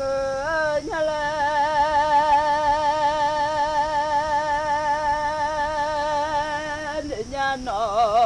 到木能个啦要炒面的，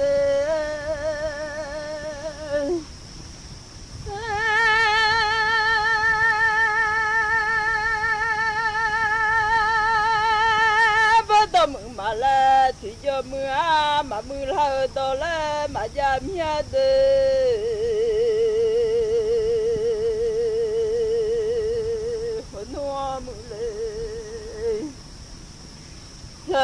可你些。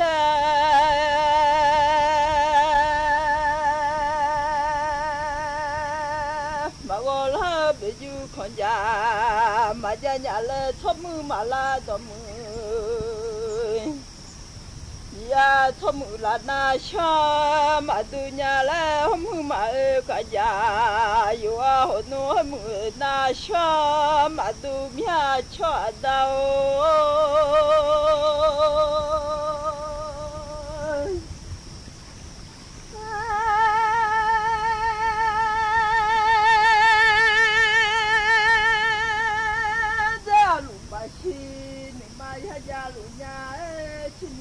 ชีดอกแค่ยาเลยเดี๋ยวงาบัวลุงชาชีเลยไงนี่มาชีเมียชีนี่ชาชีเลยไงดอกแค่มาชีลีญามันหกอาดางรอมาชาสีเคยเล่นทอดาวรอมาจู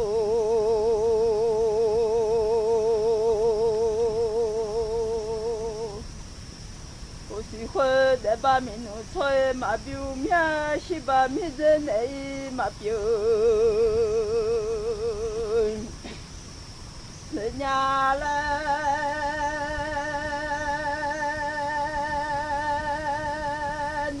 นอชิชาเมียมีเรื่องอาทิกาเด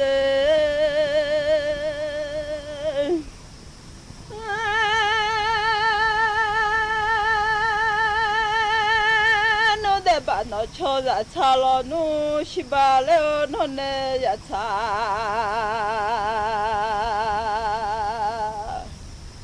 ลอนูเดบามินูมุนาคาชิโอชิบาเลโอมิเซเมียจามิกาเตอาเล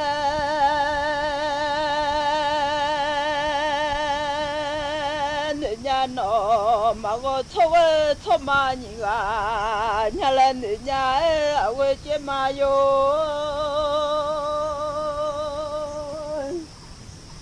저거 아빠니가 가가 쳐도 두말로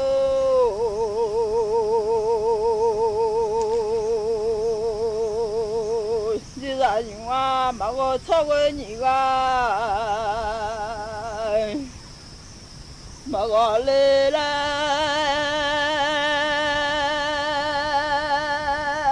내자너 서울 아빠니까 가가 쳐커라 마무제주 동아들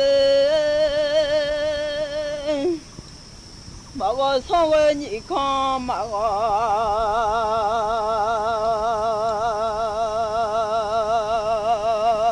레라느냐 터지버가 살로아누 토마레오 마시도다 우아마 손지버아보 살로아누 소마마로 레보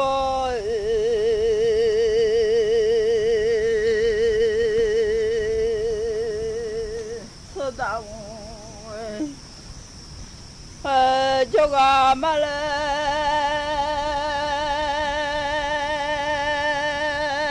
내냐노 라카바 무쇼고고 아저 샤샤고 마고 지러바쇼 아마도 마탈로냐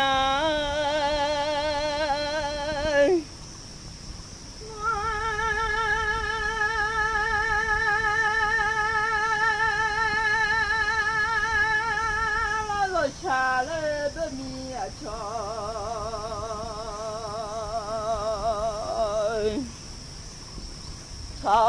미즈 타텔로라 나요지 마지마 타탈로라 나요 우마지야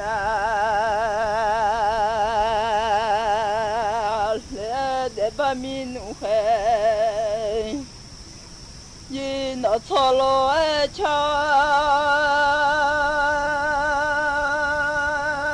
시바카라두 너네 잘레마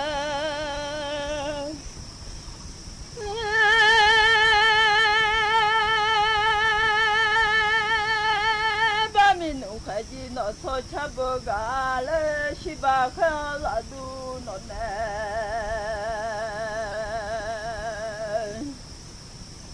cha bơ gà mi lên hình la bơ tô mà làm nha cho gió đi thì đỡ cho yêu anh đỡ lên nghe du la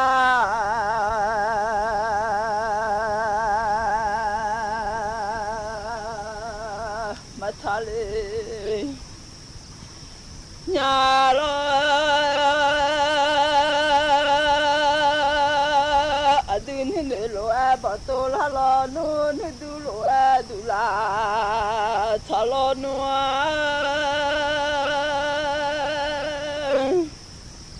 adu thi như mò chi ba te la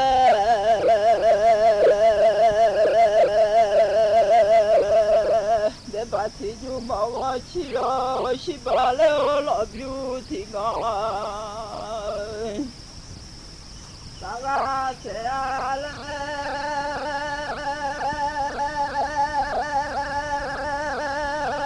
nhà nó là như sao gió đi thì được ra mà có sao cái gì ra mà có lên nó sao cái bà gì ra khá có chuyện đó thu mà lo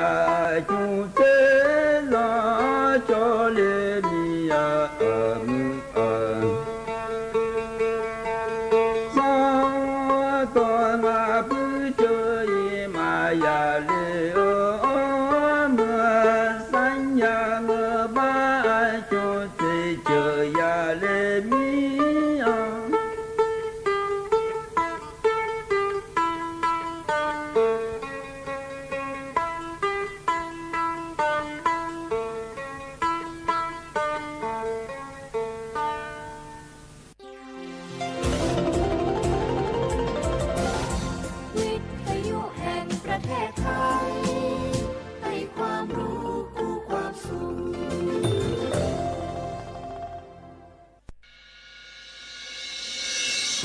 สถานีวิทยุกระจายเสียงแห่งประเทศไทยจังหวัดเชียงใหม่ AM 1476 กิโลเฮิรตซ์ สถานีวิทยุภาคภาษาชาติพันธุ์แห่งเดียวในประเทศไทยที่มีความทันสมัยเชื่อถือได้สร้างอัตลักษณ์กลุ่มชาติพันธุ์สู่สากล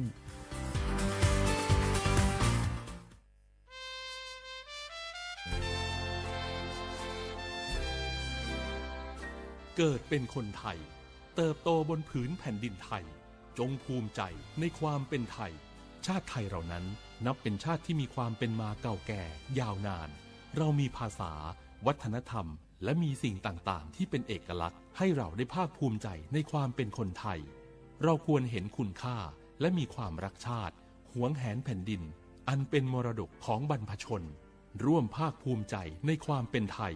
โดยสำนักประชาสัมพันธ์เขต 3 กรมประชาสัมพันธ์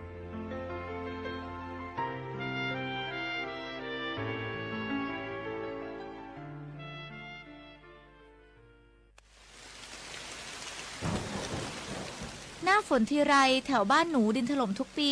คุณครูมีวิธีเตรียมพร้อมรับมือเมื่อเกิดดินถล่มบอกให้หนูรู้ได้ไหมคะ ได้สิครับนักเรียนดินถล่มเป็นภัยธรรมชาติที่มักเกิดคู่กับน้ำป่าไหลหลากถ้าเกิดฝนตกหนักนานกว่า6ชั่วโมงน้ำในแม่น้ำและลำห้วยจะเพิ่มสูงขึ้นอย่างรวดเร็วน้ำจะมีสีขุ่นมากกว่าปกติดังนั้นเราต้องสังเกตความผิดปกติ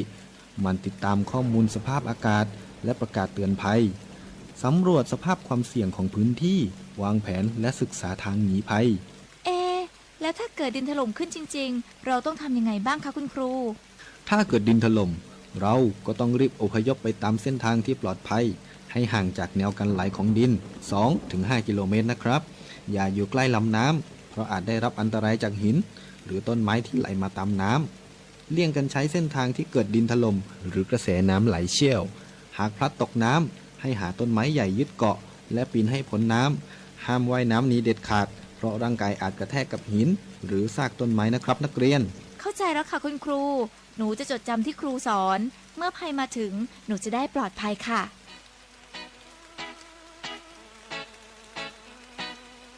รู้ไว้ก่อนภัยมาถึงด้วยความปรารถนาดีจากสำนักประชาสัมพันธ์เขต 3 กรมประชาสัมพันธ์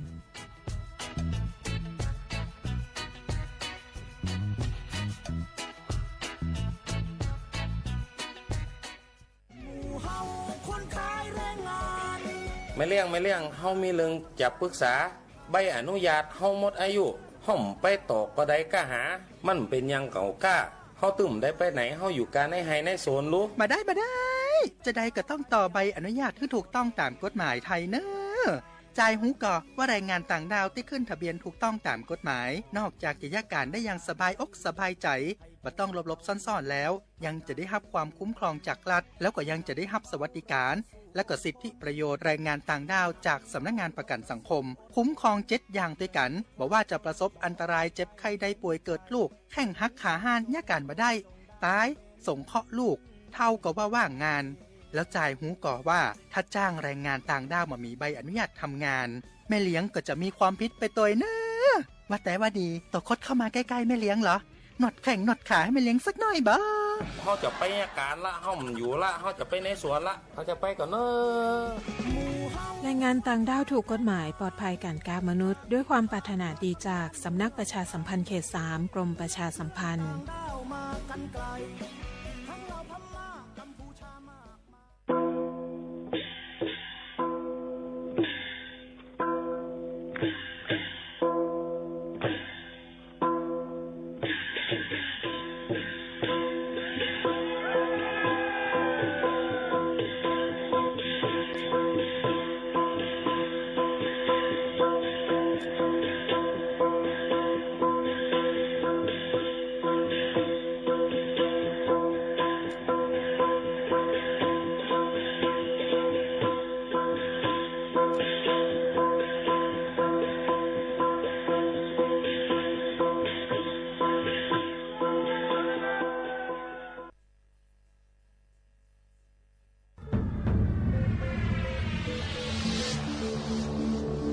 ก้นกูก่อนให้จับลงมาแล้ว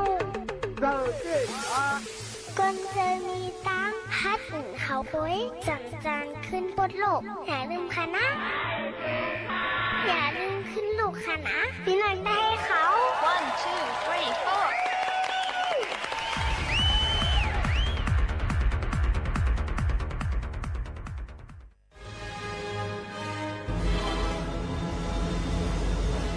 อเฮาอ๋องเตะไหลใจเฮาจึงเหมือนเฮาอ๋องเตะไหลในโลกะในเยาหายหนึ่งก็เฮาจังว่าป้อเฮาจำใจเฮาจึงเฮาจังผิดตั้ง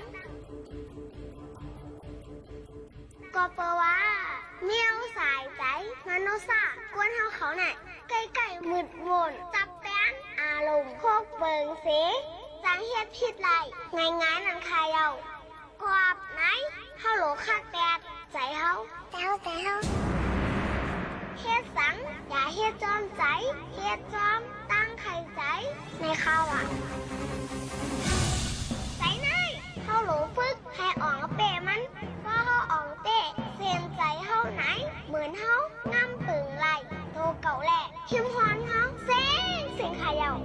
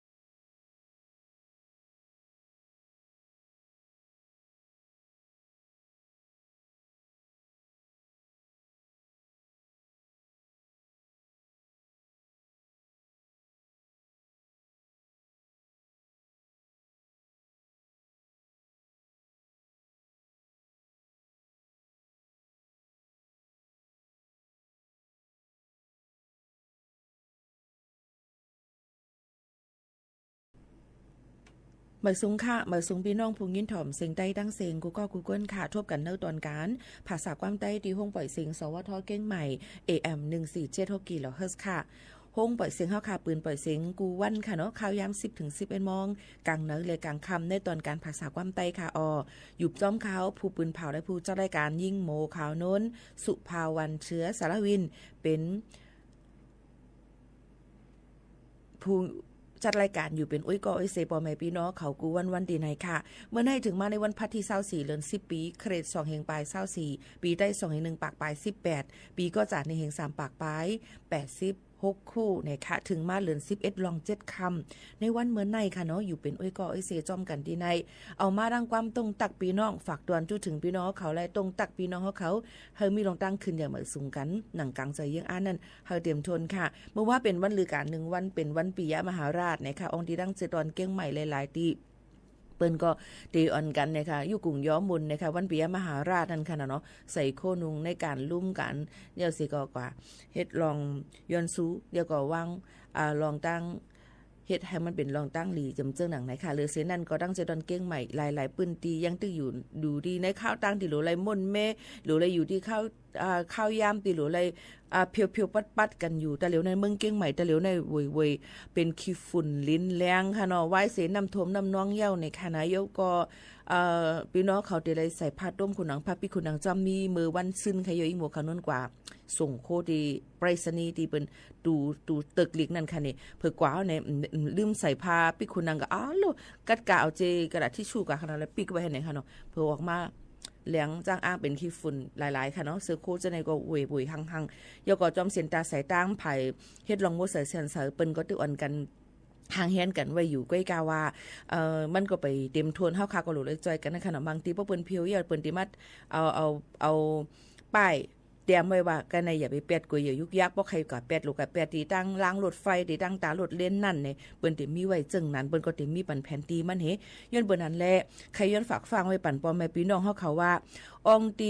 เฮาขายามกว่าแปดนั่นจังใจไขเพราะเฮาขากว่าแปดยาวในนั่นเปิ้นบ่เป็นเกียบบ่เปิ้นก็สิเอาป้ายนั้นมาไว้มาใส่ไว้ว่าอย่าไปเปียดเอาขนาดนั้นก็เปิ้นนั้นก็อย่าไปกว่าแปดให้กว่าแปดอองตีให้มันถูกแม่นในนั้นค่ะย้อนเปิ้นว่าเฮาตั้งหรืออะไรผิวๆปัดๆกันแทงตั้งนำตั้งหลายแล้วก็เข้ามาในวายฝนเตมดกว่าเหี่ยวมันเดี๋ยวเข้ามาในข้าวกัดเดี๋ยวก็หลายๆอองตีกัดมาเหี่ยวในคณะหลายๆปืนตีจ้อมในคณะพี่น้องเฮาเขาค่ะนี่ก็เป็นหนึ่งรองที่เขาขามาต่อแต่แค่นี้ถึงกันเพราะเขาขาดมาด้วยในกลางในเจ้าวันที่24ในจึงพี่น้องเขาค่ะตั้งลอยอินทนนท์จอมต้องในค่ะกัดเที่ยงหนาเหี่ยวค่ะพี่น้องเขาวางแผนกันตอนดีกว่าแอลเลกันค่ะบ่ดีกว่าแอลเล1เตเลยวางแผนดีลี2เตเลหาองที่เฮาที่กว่าหรือเศร้า3เตเลมีคนขับรถฮอก้าอันลงแหลนมันเนี่ยค่ะจ้อมเส้นตาสายตั้งอันจันอันขึ้นสูงให้นั้นเนี่ยค่ะโยก็หลุเลยหางแฮนกันไว้คนนึงตั้งไว้อันที่มันกึ่งแลบกันในข้าวกัดนั่นในคณะพี่น้องเขาค่ะหนังหือปติอยู่ลีกินหวานนั่นในกลางในเจ้าในมี10 องศาเซลเซียสก็ดีลอยอินทนนท์ค่ะเอี่ยวกับปืนก็หางแห่นกันเปิดไว้ที่กิ่วแม่ป้านกว่าตั้งแคมปิ้งกว่านอนหรือหรือใจเจิมจะในก็เตมีก้วยกะหมังอองตีเปิ้นก็เตรียมปันเชงลังหาป่นเลอเสียข้าวยาม10 โมงเตรียมปันเชงลังเตรียมได้กินน้ำเหล้าสุราเมาจำจะนั้นมันก็เตมีคอหามมันก้วยกะในอองตีอุทยานอันว่านั้นมันก็เตมีคอหามมันในนั้นค่ะเฮาก็รู้เลยเลียบเฮียนด้วยเพราะว่าขาดกว่าที่แล้วจ่องเปิ้นมีคอหามอีสังเดี๋ยวก็เปิ้นอ่ำหามอีสังเจิมเจิงหลังไหนพี่น้องเขาก็ถูกได้เลียบเฮียนกันไว้ซ้อมในนั่นค่ะพี่น้องเขานี่ก็เป็นลองฟิงฟ้าราศีปอเตมาต้วยแทงในค่ะปอแม่ปีๆน้องๆเขาในวันเมื่อในนั่นในค่ะเนาะวันที่24ในค่ะเนาะกลางในเจ้าในต่อถึงเมื่อพุกมาในค่ะกลางในเจ้าตั้งปอดห้องจึงไทยปอดผักเหนือในค่ะติกัดมาหลายๆปืนตีแต่มีฝนตกโหปากมัน 10% กว่าเยาวค่ะเนาะติเลยว่าอำปอดตกน้ำเหี่ยวนั่นค่ะเนาะพี่น้องเขาค่ะกำนำก็จะมีได้ตั้งแต่มีฝนตกอยู่ตั้งเจรอนเกียงใหม่ในค่ะเมืองตากกำแพงเพชรพิษณุโลกพิจิตรแล้วก็เพชรบูรณ์ในวันเหมือนในดอกถึงบุกกลางในเจ้าค่ะนะลบกันลบเย็นกลางในเจ้าเดี๋ยวมี21 ถึง 24 องศาเซลเซียสอองตีตาเพยสันลอยก็ติดกัดม่านหรือเสในเทียงในเข้าตั้งเจดวนตั้งนานั่นซ้ำในค่าฝนก็ติดตกโหปากมัน10 ถึง 20% ในปืนตีค่ะเนาะเหี่ยวก็ติดกัดลงมาให้หางเฮียนกันไว้คนนึงตั้งไว้อันที่ได้อุ่นอกอุ่นตัวอุ่นใจเสื้อโคอันที่ใส่เย้ามันปั่นตั้งอุ่นเฮาค่ะ เฮ็ดให้เฮาค่ะอยู่ลีกินหวานและตุ้มเตอถึงป้ายอยู่ลีเฮาคานนั่นในอันนี้ก็คัดเจอมาฝากตวนจุถึงพี่น้องเขาเที่ยง1ลองเกี่ยวกับไปลองฟิงฟ้าราศีในนั่นค่ะพี่น้องเฮาเขาค่ะเยาก็เนี่ยค่ะตั้งเจดอนเกียงใหม่นั่นเนี่ยค่ะป้าดังเทศบาลนครเกียงใหม่โฮมดังภายหลายๆฝ่ายห่างเฮียนกันตอนตาที่เก็บกระสอบทรายอำนั้นก็ทงทรายอันเฮน้ำท่วมน้ำน้องมือพองป่นมานั่นในวันมื้อในเปิ้นดีกว่าเก็บตั้งเลยเยาก็เสียนตั้งตี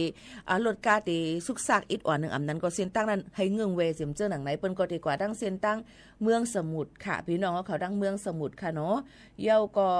เดมีทางเสียนตั้งจังการเปิ้นก็ได้เก็บถุงทรายเอาในคาโนตะเหลวในมันก็ติมีรถใกล้ใหญ่เข้ามาจอมเส้นตาสายตั้งดีกว่าตั้งหลายก็หลุเลยฟังกันไว้จังหนังไหนค่ะยก็เส้นตั้งยิ่งหมู่ขาวนุ่นเขาในเส้นตั้งถนนประชาสัมพันธ์เส้นตั้งประชาสัมพันธ์ในคาโนเมื่อไกลก็เป็นลองสู้ขู่สุกสักกันไว้อยู่ค่ะในเมื่อไกลในตาดีกว่ามารถกาก็ขับใหญ่คำกันไว้อยู่ค่ะเนาะยก็เส้นตั้งแห่งอันนึงก็จะเป็นตั้งวังสิงคำในค่ะยก็เส้นตั้งวิเชียรนนท์เส้นตั้งไปรษณีย์ในค่ะยก็สีดอนชัยเจริญประเทศในค่ะพี่น้องเขาในวันเหมือนในเปิ้นก็ติจัดเก็บถุงทรายนั่นเนี่ยค่ะก็เปิ้นนั้นพี่น้องเขาก็ให้เงื่องเวในค่ะย้อนบ่ว่ามันติมีรองสุกซักในนั่นค่ะในก็มาฝากฟังไว้ปั่นปอแม่พี่น้องเขาดีกว่าตั้งหลายก็ถูกลีเลยฟังกันไว้จอมเจิงหนังไหนค่ะพี่น้องเขาเที่ยงลองหนึ่งในค่ะตอนตาก้นอันมีไว้วัดไว้ประกันสังคมอันที่นายจ้างกว่ายินเฮ็ดไว้ปันเฮาค่ะมังก็เต็มมีเฮียงเลยดิ้งหมู่ขาวนุ่นลาวันนั้นมันก็เต็มกลุ่มปองเซิงมันก็นายจ้างอำนั้นก็บริษัทพี่น้องเขานั้นเปิ้นติเฮ็ดไว้ปันประกันสังคมบ่เฮ็ดประกันสังคมไว้30บาทบัตรทองนั้นอำไร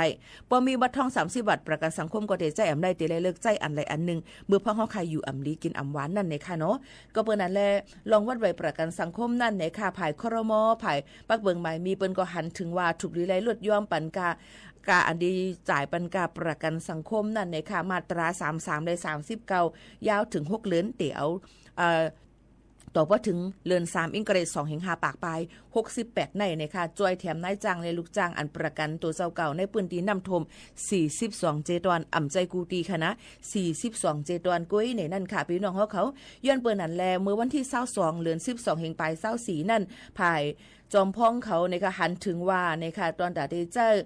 ลดย่อมปันนั่นอันเป็นยืนผืนลีกต่างกว่านั่นค่ะเนาะว่าถูกได้ลดย่อมปันกาสมทบกาประกันสังคมค่ะในอันนี้เปิ้นก็หันถึงในนั่นค่ะก็เต็มมีอยู่หลายเจตวนกำเหลียวนั่นค่ะเนาะ42เจตวนในค่ะให้การลดย่อมมันปันอันที่เป็นผู้ประกันตนมาตรา33นั่นในค่ะลูกตีป้าเก่าเปิ้นเก่าที่จ่ายอยู่5% ต่อเงินเดือนของใจก็เปิ้นให้ลดย่อมปันนั่นค่ะเป็น 3% ในนั่นค่ะก็ลดย่อมปันนั่นค่ะเนาะ 3%อำตัวเลยใส่ 5% ในเข้าตัง6เดือนยาวในค่ะ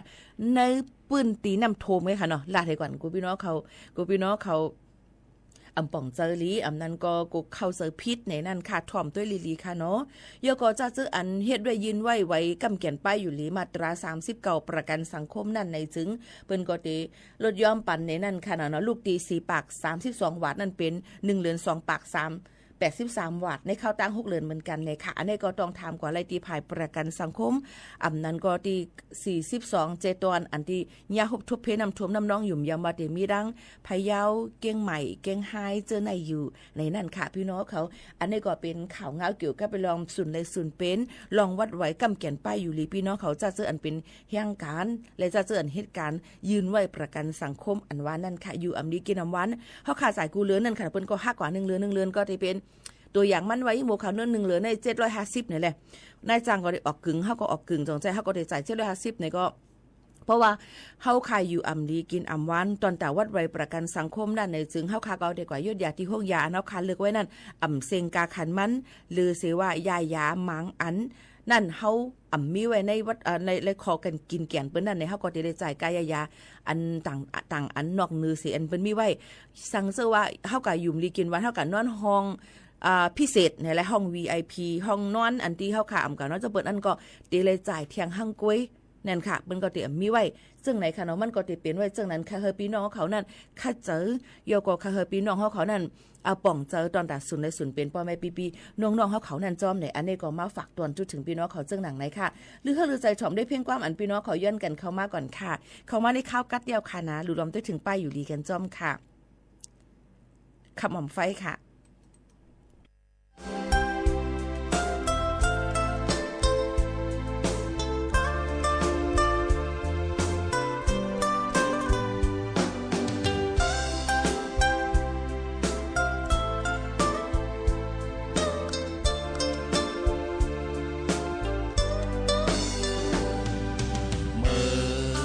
sinh con sinh mong mà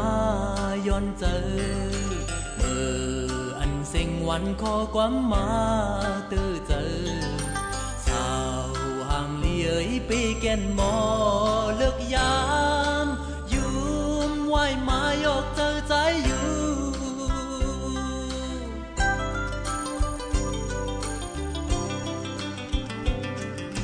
mang bọc mang lời ti mắn giang bên lại bọc lại lời ti hu ca phang nhà sao hàng ly ấy trái âm là su xe lẽ sang tăng to hư cá dấu chiếu chấp nhau chiếu ti một lom lom chờ lịch có bơ hoa chờ chấp quay măng kèn lẽ phải phân quay có yon ôm nhau sang hoa văn khoang này bên hư có đi khen si ăn tang nai anh sinh con sinh mong mà yon chờ anh sinhวันkhó quá mà từ giờ sao hàng ly ấy khơi tham bún mơ khăm ôm phải bong hoa chân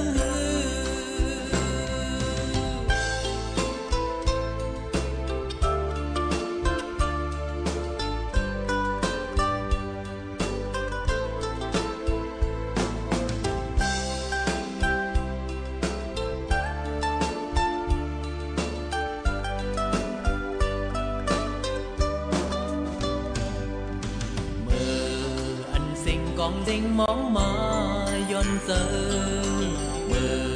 anh sinhวันkhó quá mà từ giờ sao hàng ly ấy trái âm là su xe lẽ sang tăng to hư cá dấu chiếu chấp nhau chiếu tìm một lom lom chờ lịch có bơ hoa chờ chấp quay mặn kèn lẽ phải phương quay có yon ôm nhau sang hoa bắn khoang này bên hư có đi khen si anh tạc nai anh sinh con sinh mong mà yon giờ anh sinhวันkhó quá mà từ giờ sao hàng ly ấy khơi tham bún mơ khăm ôm phải bong hoa chân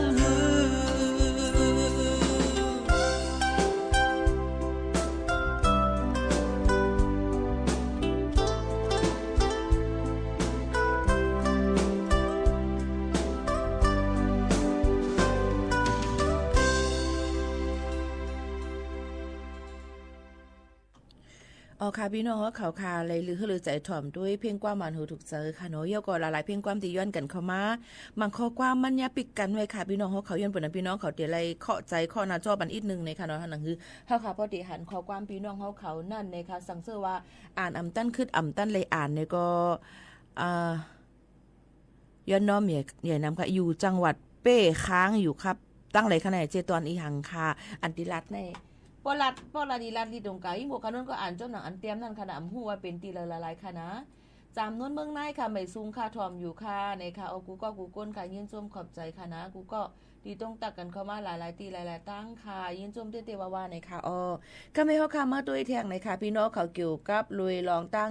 เงินดิจิทัลวอลเล็ตอันเป็นคนไทยเขานั่นเตไลกว่านั่นทำไมโมเขาโน้นจ่องไลอ่ำหันไลอีสังค่ะย้อนลงอีหยังก่อมไลหยับคันใจนั้นขนาดที่เลยเงิน10,000 บาทเมื่ออันตั้งมือไปเลยเลือกตั้งปังเลือกตั้งได้ว่าเตเลยกำเดียวอาซา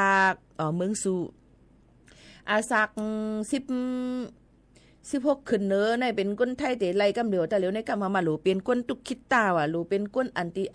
เป็นก้นป้อมีเงินว่ะหลูเป็นก้นจังนั้นจังในว่ะหลูเป็นก้นดิเงินในเยเงินมีขนาดว่ะข้าก็ซ้ำเหมือนกันเองก็อันเข้าในตลาดหวังมันอยู่ใกล้กับซ้ำไปไลในก็ดีจะล้ำไม่หนังเก่าค่ะพี่น้องเขาค่ะนะก็เปิ้นอะไรต้องการเงินดิจิทัลวอลเล็ตก้นไทยเขานั้นกลุ่มเปราะบางก้นอันตุกคิดตาบัตรสวัสดิการแห่งรัฐบัตรก้นอันพานเจ้าในค่ะเนาะก็ตีเลยเลือกวันมันไลเนี่ยค่ะกับตัวในตารางในผืนลิกไหลนั่นน่ะในเรือน 11ต่อถึงวันที่11ต่อถึงเดือน2567ในค่ะเนาะก็เฟส2เลยที่เป็นวันไหนกวนอันมีหมายฝนอันเป็นลงดิจิทัลวอลเล็ตนั่นก็เดี๋ยวเลยกว่าเช็คที่เว็บไซต์ govwelfare.cgd.go.th ในนั่นค่ะลองตั้งเจอหนังไหนค่ะเนาะในก็พี่น้องเขาก็เข้ากับด้วยสั่งเจอว่ามีวัดไทยจะเจอพี่น้องไต้มีวัดไทยก็มีนำค่ะเนาะแต่เหลียวค่ะเนาะพี่น้องเขาค่ะในก็อันเปิ้นโอนสัญชาติจำเจอในก็มันก็เตมีด้วยกันถูกไล่มันได้ก็รู้เลยกว่าต้องถามนั่นค่ะให้มันฮู้ว่าเป็นจึงหือพ้องเจิมเจอหนังไหนนั่นค่ะพี่น้องเขาค่ะลองตั้งเจอในก็คัดเจอเอามาฝากตวนปันพี่น้องเขากูสุนกูอันอยู่ในนั่นค่ะอ๋อพี่น้องเขาค่ะเขาคำมาด้วยแทงไหนค่ะปอแม่ปีน้องๆเขาค่ะพอถึงมาด้วยดังเมืองไต้นั่นในจึงอันนี้เอามาตีใต้ทีวีออนไลน์ค่ะเนาะข่าวอันนี้ตีเว้งลายเซลซึ่งมันอันเอาเฮิ่มมินมาปล่อยหมักป้อมตกใส่ห้องปฏิหารและขอกขังแข่งกำนึงค่ะเมื่อวันที่23เดือน12เฮงปลาย24ย่ำ6 ค่ำ3 โมงปลายนั่นซึ่งมันเอาเฮิ่มมินมาปล่อยหมักป้อมตกตีห้องปฏิหารและขอกขังเว้งลายเซลเมืองไต้ปอดห้องเทียงค่ะอพี่น้องเขาค่ะ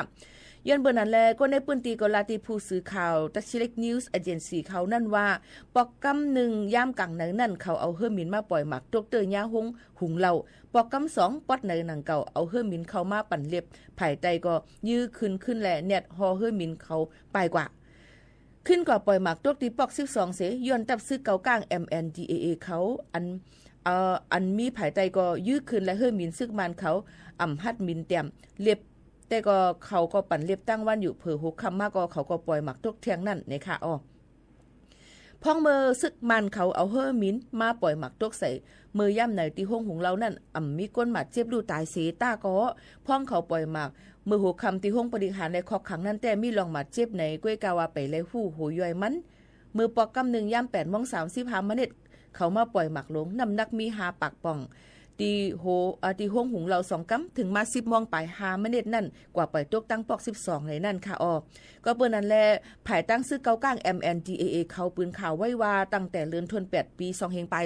24มาตดถึงย่ำพ่องตะเหลวตับของสีซึกมันเขาเอาเฮิ่มมินตึกเข้ามาปล่อยหมักตกมีไว้อยู่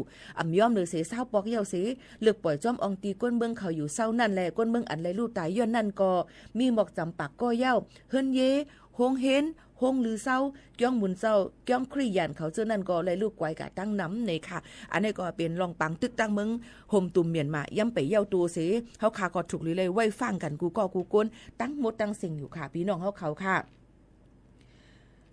ในก็เป็นข่าวเงาลองเบิ้งเฮาค่ะในนั่นค่ะเนาะพี่น้องเขาค่ะไปเย้าโตก็ยังตึกลีอีลูมองใจกันอยู่ตึกเป็นอยู่คือลองกว่ามาไปมังปอกมาก็ถูกดีเลยฟังให้ถ่อมได้ข่าวเงากันลีกูก็กูกวนนั่นค่ะเนาะพี่น้องเขาค่ะลองตั้งเสื้อในก็ข้าจะออกมาฝากฟังไว้ปั่นพ่อแม่ปีน้องๆเขาซึ่งหนังในเย้าค่ะเอาพี่น้องเขาค่ะเย้าก็มาตัวแทงนะคะพี่น้องเขาค่ะเหมือนหนังตั้งเว้งตาขี้เล็กเมืองเหลียนเหรียญตีการหาป้ายมักมีเย้าก็ก้นหลายเจ้าคือเขาอยู่จ้อมกันนำไว้เนี่ยค่ะตั้งเว้งตาขี้เล็กแหลนลินเมืองลาวเมืองไทยเมืองมานนั่นเนี่ยค่ะเนาะตาขี้เล็กย้ำพองตะเหลียวก็ยังตึกเป็นปีในฝนมันนำหนาค่ะนำท่วมหาวเฮียงปัดปืนจึงเมืองและเมืองใต้ก็เหมือนกันค่ะนำก็ใกล้หลุบโลกตุ่มเตอใส่ลองลูกซุ้มนำเฮียงเป็นเวียงก้นกึนเงินคอนเป็นเวียงที่จับแหลนลินใต้ตาขี้เล็กในก็มีเหมือนกันนั่นค่ะเนาะก็เปิ้นนั้นแหละลองตั้งเสื้อในก็เป็นลองหยาบผืดคันเจอนำก็ย่อมลงเสตาก็ย้ำพองตะเหลียวอองตีอยู่เศร้าก้นวานก้นเมืองเจอยานำถมเสื้อนั้นแต่ก็ไปจังเมกุมเยาตัวไรบางตีก็กลุ่มว่าลินว่าทรายว่าเจ้าในก็ยังตึงถมไว้น้ำสูงไว้อยู่นั่นค่ะนะเนาะก่อนเปิดจังนั้นแหละอองตีคงที่ย่านเจ้านั้นก็ยังตึกหยาบคันเจอกันอยู่เย้าก็ตั้งเว้งตาขี้เล็กในก้นหลายเจ้าคือก็มีน้ำเย้าก็ก้นหลักก้นโจรก็เลิงพี่น้องเขาถูกดีฟังมออยู่มอกินกันกว่านี่ค่ะเนาะเย้าก็ลองยาเมากำลองการต่อร่องลอนจะแผ่นออนไลน์สมเจ้าในก็มีน้ำเป็นเมืองอันที่หาเงินไหลลีเสตาก็ซ้ำเป็นลีโกยุบผ่านไว้อยู่ลองตั้งเจ้าในก็พี่น้องเขาก็ถูกดีเลยมออยู่มอกินกันกว่าในนั่นค่ะเอาพี่น้องเขาค่ะหักตูหักเจอกันจ้อมเนี่ยอันนี้ก็มาฝากตอนถึงแดนลินตั้งเมืองไทยเมืองห่มตุ่มเมียนมาเยอะกว่าเมืองลาวค่ะบ่ได้มาด้วยเมืองเขค่ะกดทัดกาต่างกุลเข้าออกตีแลนลินใต้และเขเฮาเฮียงไว้ค่ะยังพองตะเหลียวย้อนเปอร์ฝั่งเมืองเขเขากดทัดหันเนี่ยค่ะเซอร์อันเป็นจิตกาและคอมพิวเตอร์อันเตโตมาตั้งเมืองมาในตั้งนำแลเขา โกเอากว่าปันจุ่มจ้าเพี้ยนถืออำหูค่ะย่ำเลียวก็อันเขาหามแห้งไว้เป็นเครื่องไฟฟ้าอันลูกตั้งเมืองแข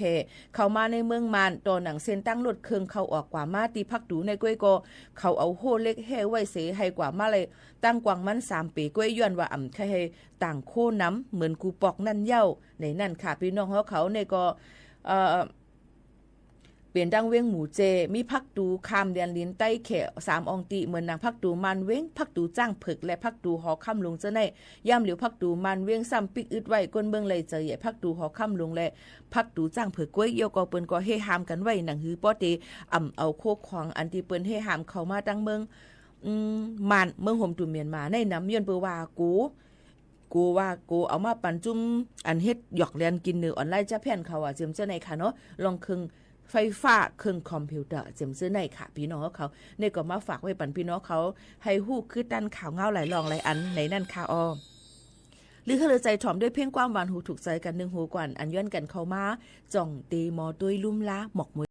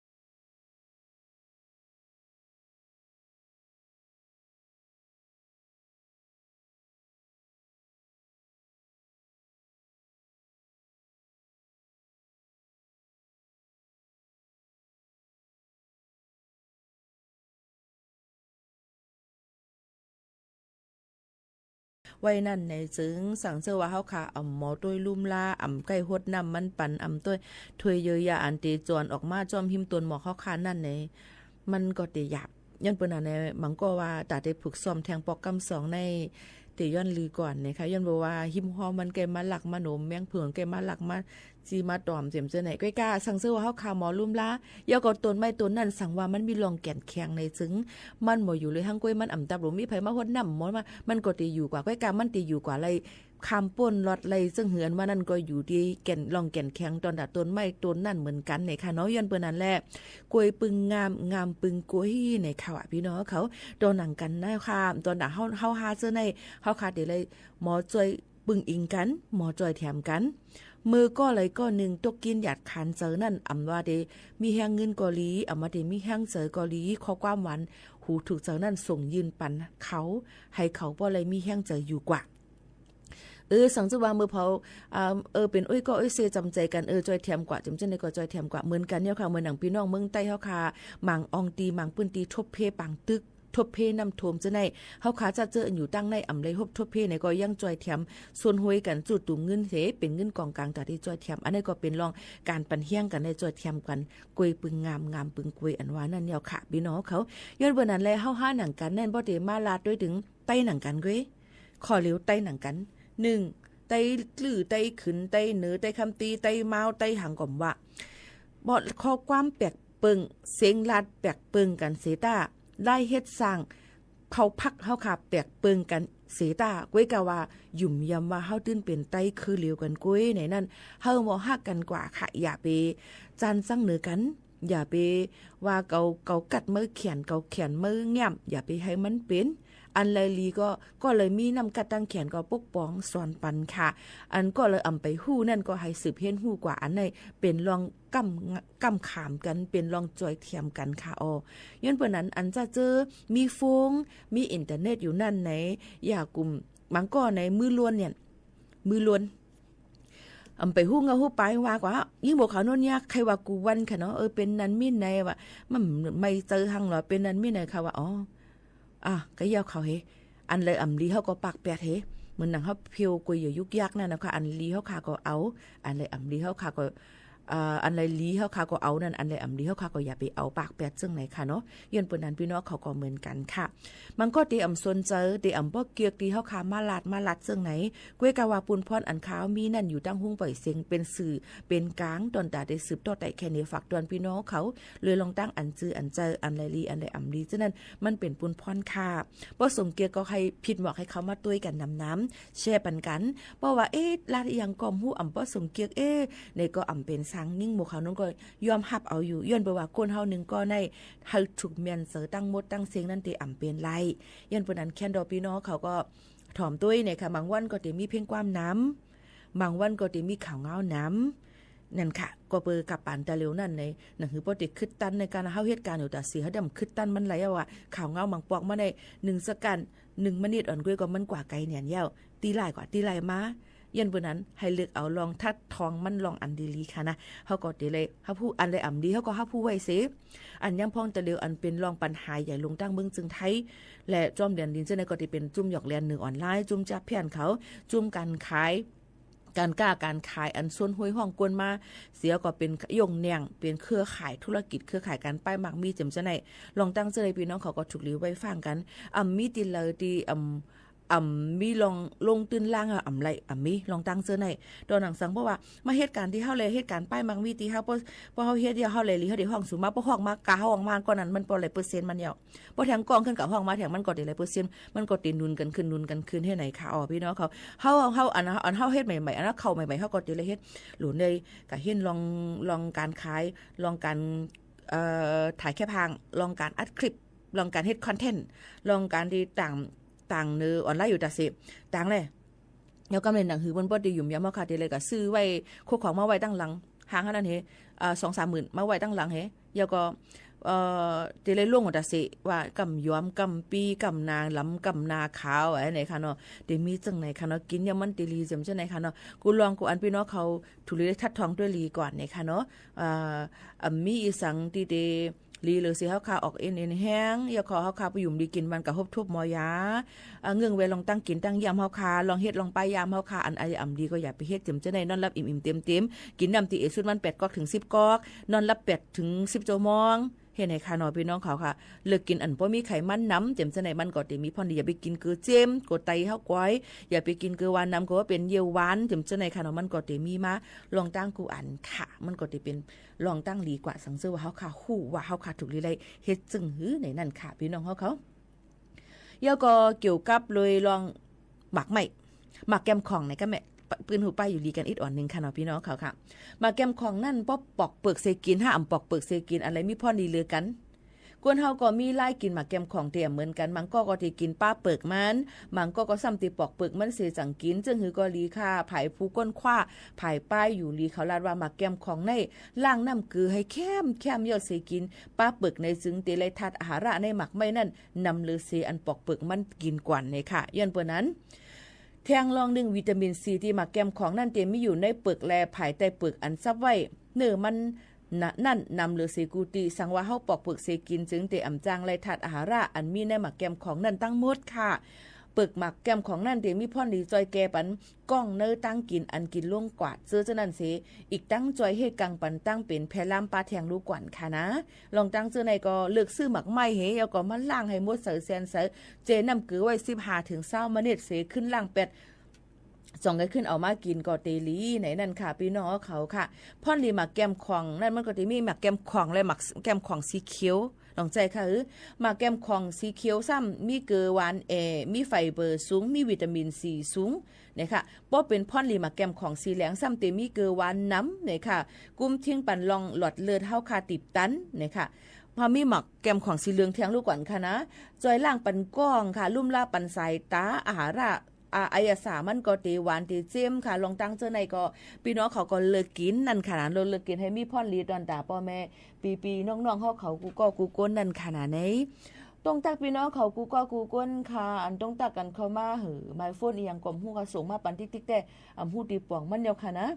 พอเดี๋ยวมาให้นั่นในเตรียมจังก็สื่อพากันค่ะเนาะบ่เป็นไม้ซึ่งนั้นมาเนี่ยค่ะเนาะตั้ง Facebook ค่ะเนาะอย่าก็ไม่สูงเลไล่ไม่สูงกูก็กูก้นที่เข้ามาด้วยในตอนการเฮาคาจ้อมในนั่นค่ะบ่แม่พี่น้องเขาค่ะย้อนเพียงกว่ามา130ใจสายมาห้องไว้ค่ะเนาะสืบถอนซ้อมกันอ้อ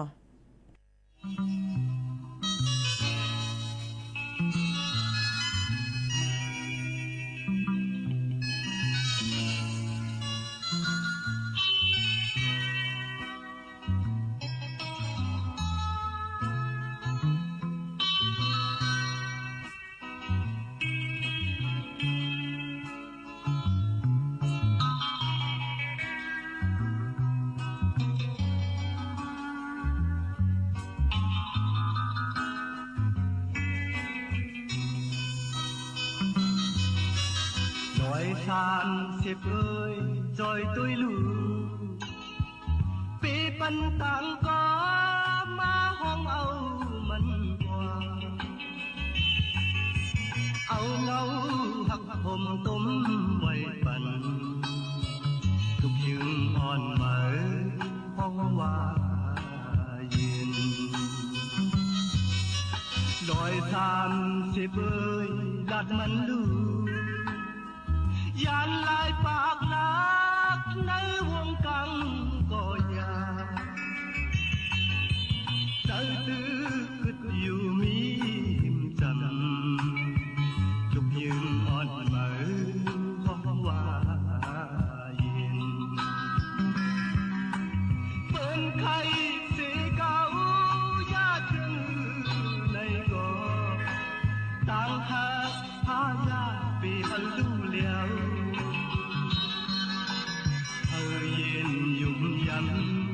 Bơ thảm hòa lại bí Phần cao tấm tư về Nói tham Siệp ơi tha tôi lệ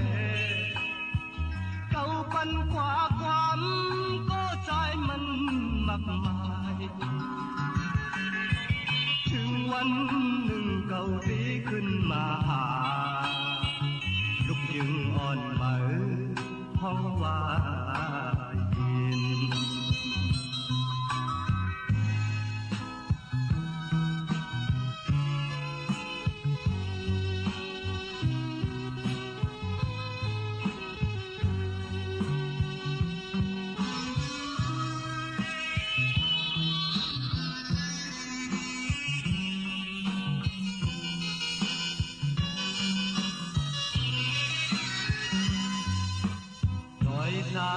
xếp ơi rồi tôi lưu vì bắn tặng có mà hong âu mình hòa âu ngâu hấp hồn tôm vây bần tục dương on mở phong hoa yên nói tham xếp ơi đặt mình lưu chán lại bạc lát nở vòng căng cò già từ từ cất dù mi hiểm trầm lục dương on mở phong hoa yên bên khay sĩ cao giá chân hư này có đang thay á giá về hơi lưu liao thời gian dục dần bơ thảm hòa lại bi văn cao tắm tự nhiên rồi tham xịp ơi tha tôi lên câu văn quả quán cóใจมันมากมายถึงวันหนึ่งเก่าตีขึ้นมาลูกยังอ่อนเหมือนพ่อว่าเย็น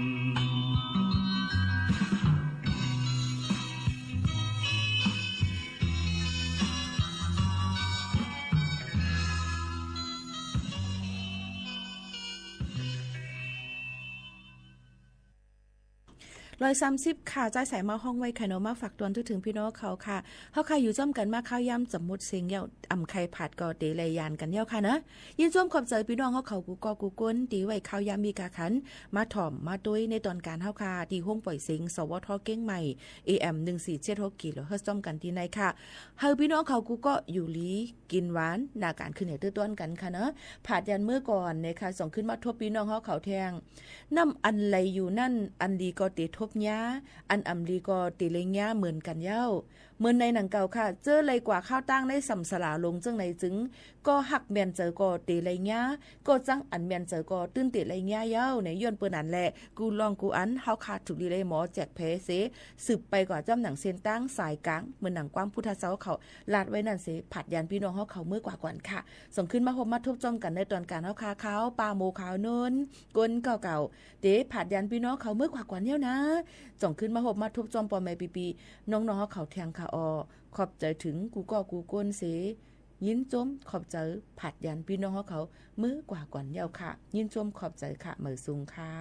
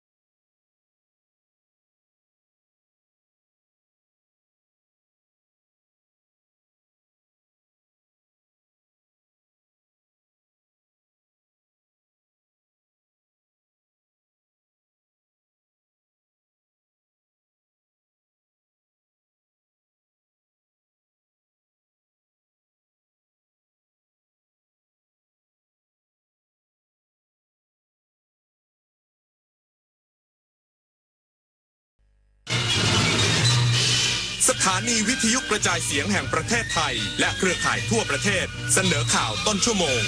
รู้เร็วรู้จริงเกาะติดทุกสถานการณ์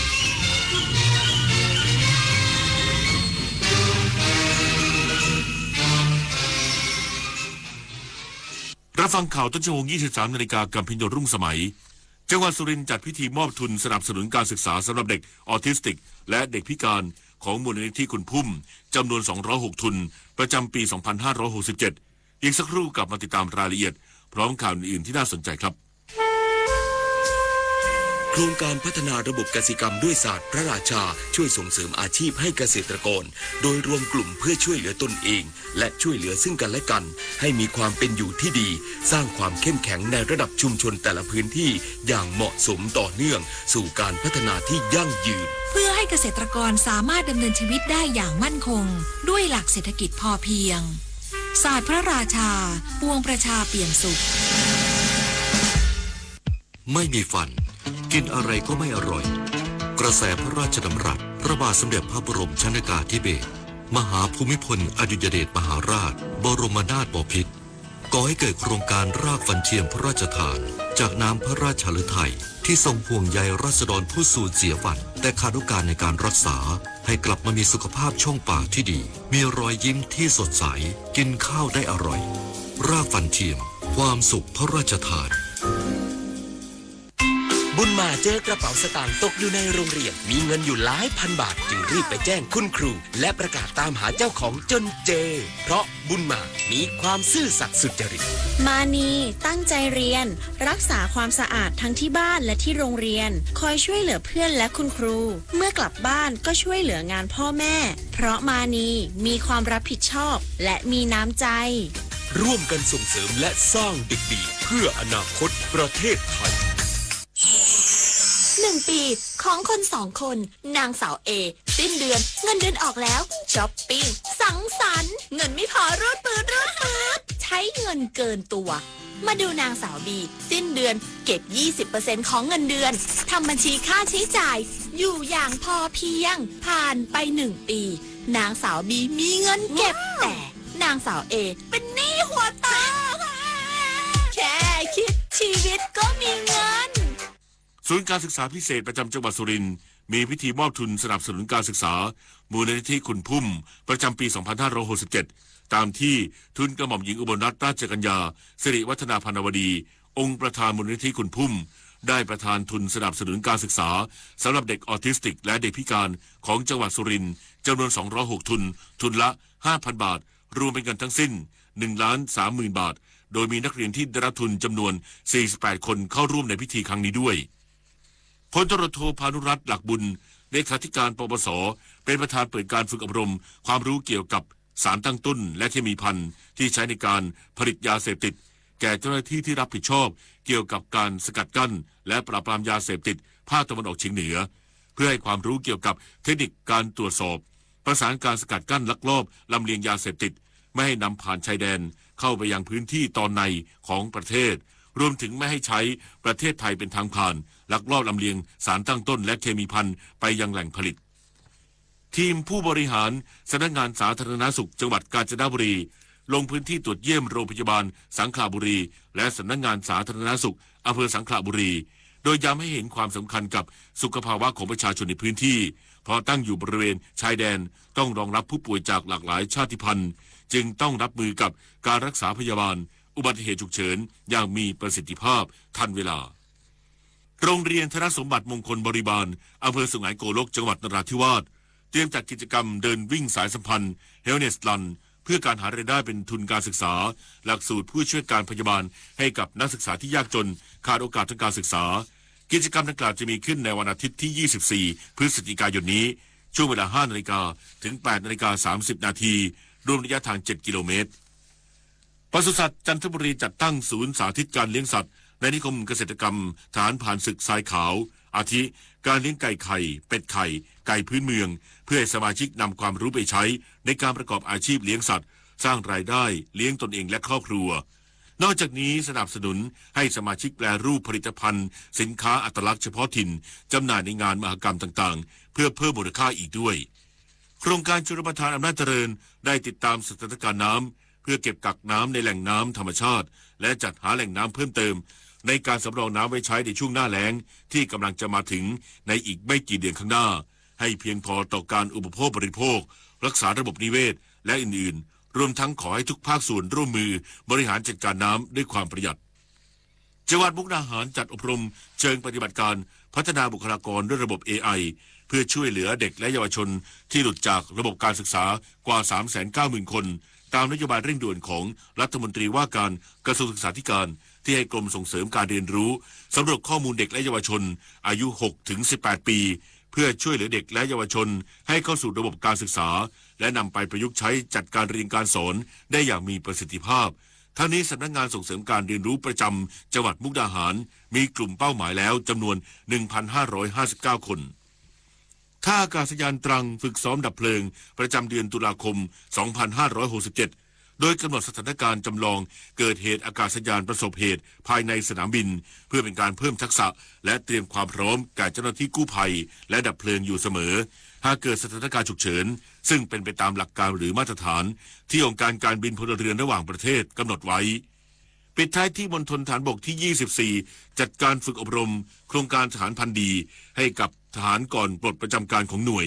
ซึ่งนำองค์ความรู้ไปปรับใช้สร้างเครือข่ายทหารพันดีขยายผลไปยังญาติและชุมชนในพื้นที่ของตนเองได้อย่างมีประสิทธิภาพและเป็นการสนองพระราชดำริของสมเด็จพระกนิษฐาธิราชเจ้ากรมสมเด็จพระเทพรัตนราชสุดาสยามบรมราชกุมารีโดยมีทหารกองประจำการเข้าร่วมรับการอบรมจำนวน 80 นายจบข่าวพิญญรุ่งสมัยอ่านรับฟังข่าวต้นชั่วโมงครั้งต่อไปเวลา 6 นาฬิกาติดตามข่าวที่นำเสนอไปแล้วได้ที่ www.thainews.prd.go.th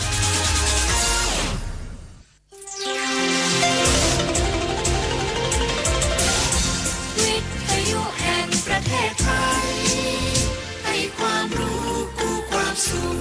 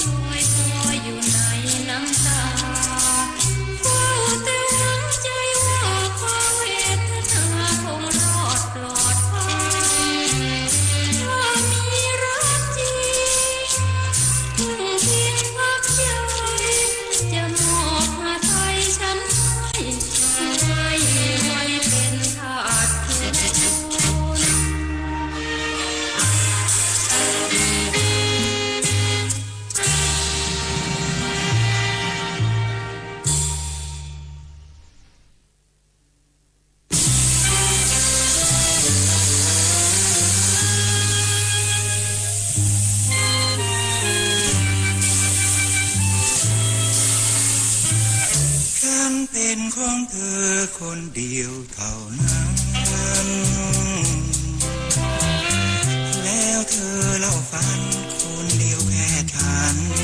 หรือเปล่าถึงเราจะเป็นของใครมาก่อนก็เพียงอย่าซ่อนรักเป็นเงาระหว่างสองเราต้องเปิดเผยฉันยอมรับเธอเป็นคนสุดท้ายแล้วเธอเล่าไหมฉันเป็นสุดท้ายไหมถึงรักแห่งเรามิใช่ครั้งแรกหัวใจแหลกเหลวไม่รู้ลืมเลยเราจะสังเวยให้กับความหลังเราจะไม่มีเมื่อวานนี้เราจะมีแต่วันนี้เป็นที่ตั้งเราจะมีพรุ่งนี้เป็นพลังอนาคตหวังยาวยืนฉันเป็นของเธอคนเดียวเสมอแล้วเธออย่าเลิกพร้อมเธอให้รักใครอื่นแล้วเราจะเป็นของกันและกันรักคงสุขสันต์สวรรค์ยาวยืนสดชื่นนิรันดร์ฉันคู่กับเธอ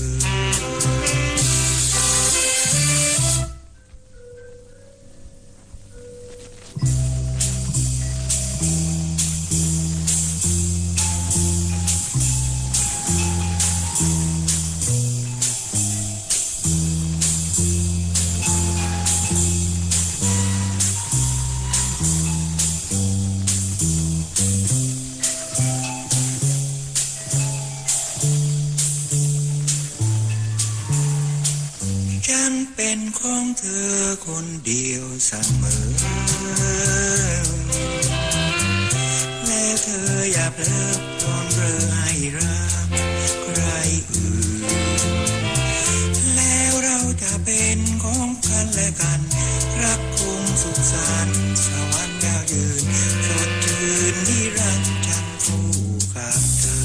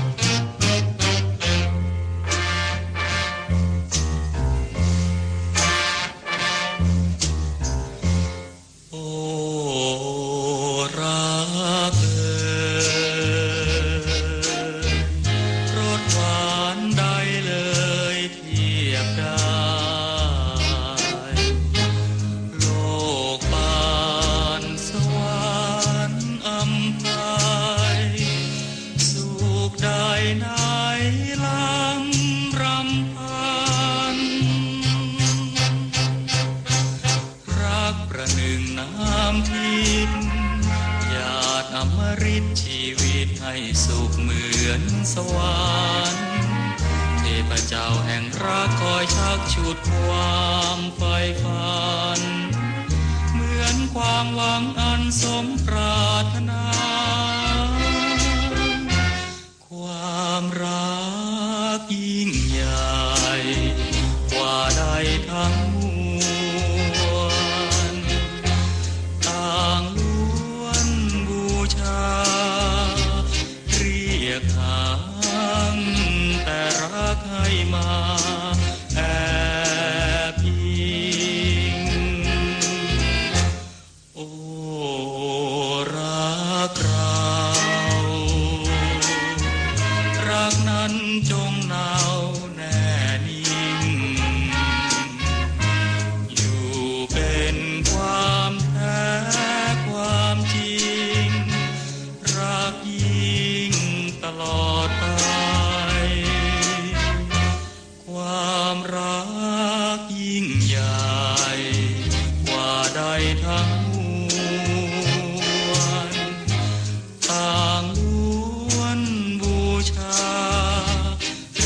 ยดทา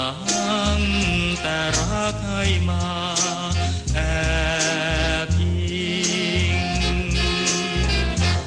โอ้รักเอ่ย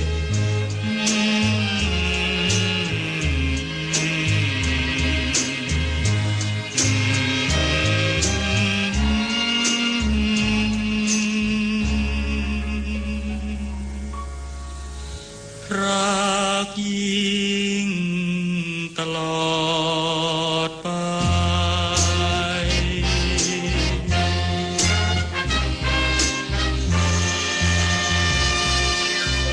สวัสดีคุณผู้ฟังครับเมื่อถึงช่วงของการทอดกฐินจะเห็นว่าตามวัดวาอารามต่างๆนอกจากจะมีการนำธงชาติและธงธรรมจักรไปติดไว้ที่วัดแล้วนะครับเราก็มักจะเห็นธงมัจฉาธงตะขาบแล้วก็ธงจระเข้แขวนหรือปักไว้ที่วัดด้วยคุณผู้ฟังสงสัยไหมครับว่าทำไมจึงได้ติดธงของสัตว์เหล่านี้คุณผู้ฟังครับไม่ปรากฏหลักฐานแน่ชัดถึงคติความเชื่อเรื่องแบบนี้นะครับแต่กล่าวกันแบบนี้ว่ามีตำนานหนึ่งเขาเล่าว่ามีอุบาสกท่านหนึ่งครับเมื่อท่านไปทอดกฐินทางน้ำก็ใช้ขบวนเรือแห่กฐินไปด้วยแล้วก็พบว่ามีหมู่เหล่าสรรพสัตว์น้ำทั้งหลายเนี่ยตามขบวนเพื่อไปเอาบุญกฐินด้วยกันมีตัวอะไรบ้างครับก็เล่าแบบนี้ว่ามีทั้งปลามีทั้งตะขาบมีทั้งจระเข้แต่สัตว์ทั้ง3ชนิดนี้ก็ไม่สามารถจะตามขบวนกฐินไปวัดได้แต่ด้วยความเลื่อมใสศรัทธาในพระศาสนาก็เลยขอให้อุบาสกท่านนั้นช่วยวาดรูปของพวกเขาไปเป็นบริวารกองกฐินด้วยได้ไหมว่าแล้วนะครับอุบาสกท่านนั้นก็อนุโมทนาสาธุวาดรูปปลารูปตะขาบรูปจระเข้ติดไปที่กองกฐินไปด้วยเรื่องนี้จึงได้ยึดถือปฏิบัติสืบต่อกันมานี่เป็นตำนานนะครับต่อมาครับก็พบว่าธงที่ชาวบ้านชอบใส่ไว้ในกองกฐินอันดับหนึ่งเลยก็คือธงจระเข้ครับเป็นธงจระเข้คาบดอกบัว3 ดอกเอาหัวไว้ข้างบนแล้วก็หางเหยียดลงไปที่ปลายธง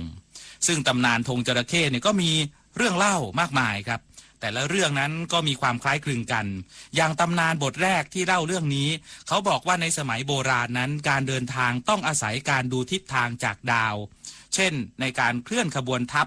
เช่นในการเดินทางไปไหนมาไหนก็จะต้องดูดาวใช่ไหมครับก็ต้องอาศัยดูดาวจระเข้เป็นหลักในช่วงย่ำรุ่งการทอดกฐินก็เช่นเดียวกันครับบางทีก็ต้องไปที่วัดห่างไกลก็จะต้องอาศัยดูทิศทางจากดวงดาวซึ่งพอดาวจระเข้ขึ้นเท่านั้นแหละครับก็จะเป็นสัญญาณบอกว่าเริ่มเคลื่อนขบวนกฐินได้แล้วและก็เดินทางไปที่วัดก็ถึงตอนสว่างพอดิบพอดีต่อมาก็จึงมีผู้คิดค้นทำธงประดับกฐินโดยถือเอาดาวจระเข้นี่นะครับเป็นดาวบอกเวลาเคลื่อนองค์กฐินอันนี้ตำนานแรกนะครับตำนานที่2ครับเล่าแบบนี้ว่ามีนิทานโบราณเศรษฐีผู้หนึ่งเป็นคนขี้เหนียวครับไม่เคยคิดจะทำบุญสร้างกุศลนำสมบัติไปฝังไว้ที่ท่าน้ำหน้าบ้านพอเขาตายลงไปนะครับก็เกิดเป็นจระเข้มาเฝ้าสมบัติของตัวเองครับก็ได้รับความทุกขเวทนามากมายจึงไปเข้าฝันภรรยาให้มาขุดเอาสมบัติไปทำบุญกุศลให้หน่อยด้านภรรยาของเขาครับก็ได้มีการจัดการทอดกฐินจระเข้เศรษฐีนั้นก็บังเกิดความยินดีครับว่ายน้ำตามขบวนเรือแห่องค์กฐินไปด้วยแต่ยังไม่ทันจะถึงวัดก็หมดแรงไปต่อไม่ไหวก็เลยบอกกับภรรยาว่าให้วาดรูปจระเข้ใส่ที่ธงไปเป็นกองกฐินด้วยอันนี้ตำนานที่2ครับตำนานที่3ครับเป็นเรื่องเล่าคล้ายคลึงกับ2เรื่องก่อนหน้านี้เลยครับโดยเล่าต่างกันออกไปหน่อยนึงว่ามีอุบาสกท่านหนึ่งนำกองกฐินแห่ไปทางเรือแล้วก็มีจระเข้ตัวหนึ่งอยากไปทำบุญในการทอดกฐินด้วยจึงว่ายน้ำตามเรือนั้นไปพอไปถึงพักหนึ่งครับก็บอกอุบาสกว่าตามไปไม่ได้แล้วเหนื่อยมากว่ายน้ำไม่ไหวขอให้ท่านอุบาสกจ้างช่างมาเขียนภาพของจระเข้ทีแล้วทำเป็นธงไปด้วยแล้วก็ยกขึ้นไว้ไปที่วัดไปทอดกฐินด้วยอุบาสกก็ทำตามนี่เป็นอีกตำนานหนึ่งที่เหมือนกันตำนานที่4ครับที่นำมาบอกกันในวันนี้เป็นกุศโลบายของคนโบราณเขาเล่าว่าสมัยก่อนนั้นใช้แม่น้ำลำคลองในการสัญจรสะดวกครับเวลาขบวนกฐินเขาก็จะแห่ลงเรือก็มักจะมีอันตรายจากสัตว์น้ำต่างๆเช่นจระเข้มาหนุนเรือให้ล่มบ้างนะครับขับเข้ามากัดคนบนเรือบ้างก็มี คนสมัยก่อนก็เลยคิดอุบายครับทำธงจระเข้ขึ้นมาปักไว้ที่หน้าเรือ ไปในทำนองว่าประกาศให้สัตว์ร้ายในน้ำรู้นะว่านี่จระเข้มาเองด้วย อย่างเช่นถ้าจระเข้เห็นก็จะทราบว่านี่เป็นธงกฐินบุญจะต้องอนุโมทนาให้จิตใจอ่อนลงไปด้วยไม่คิดทำร้ายคนบนเรือนี่เป็นกุศโลบายครับทั้งนี้นะครับมีข้อความในจาตุมสูตรตอนหนึ่งเขาระบุแบบนี้เกี่ยวกับภัยของพระสงฆ์ไว้4อย่างด้วยกันซึ่งเปรียบด้วยภัยที่เกิดแก่บุคคลที่ลงไปในแม่น้ำทะเลซึ่งเกี่ยวกับธงที่บอกมาด้วยฟังดีๆนะครับหนึ่งก็คือภัยที่เกิดแต่ความอดทนต่อโอวาทคำสอนไม่ได้ท่านเปรียบแบบนี้ท่านเปรียบว่าภัยนี้เหมือนกับคลื่นน้ำครับเรียกเป็นภาษาบาลีว่ามิพยังภัยที่สองของพระนะครับเป็นภัยที่เกิดแต่การเห็นแก่ปากเห็นแก่ท้องอดรนทนหิวไม่ได้ท่านเปรียบภัยแบบนี้ว่าเหมือนจระเข้เขาเรียกว่ากุมพีและพยังครับอย่างที่สามภัยที่เกิดจากความยินดีในกามคุณ5อย่างเขาเปรียบอย่างนี้เขาเหมือนว่าเป็นวังน้ำวนก็เรียกว่าอาวัตตะพยังและภัยอย่างที่สี่ก็คือภัยที่เกิดจากการรักผู้หญิงท่านเปรียบแบบนี้เหมือนกับปลาร้ายนะไม่ใช่ปลาร้านะปลาร้ายนะครับก็เรียกว่าสุกาพยังภัยทั้ง4อย่างนี้นะครับเขาก็เลยเอามาทำเป็นธงเวลาไปทอดกฐินเพื่อเตือนสติเตือนใจในเรื่องของภัยที่เกี่ยวกับพระภิกษุทั้งเรื่องของคลื่นทั้งธงจระเข้ทั้งธงวังน้ำวนแล้วก็ธงปลามัจฉาธงจระเข้หรือธงมัจฉานี้ก็ถูกปักไว้หน้าวัดเป็นต้นมาเป็นธรรมเนียมในการทอด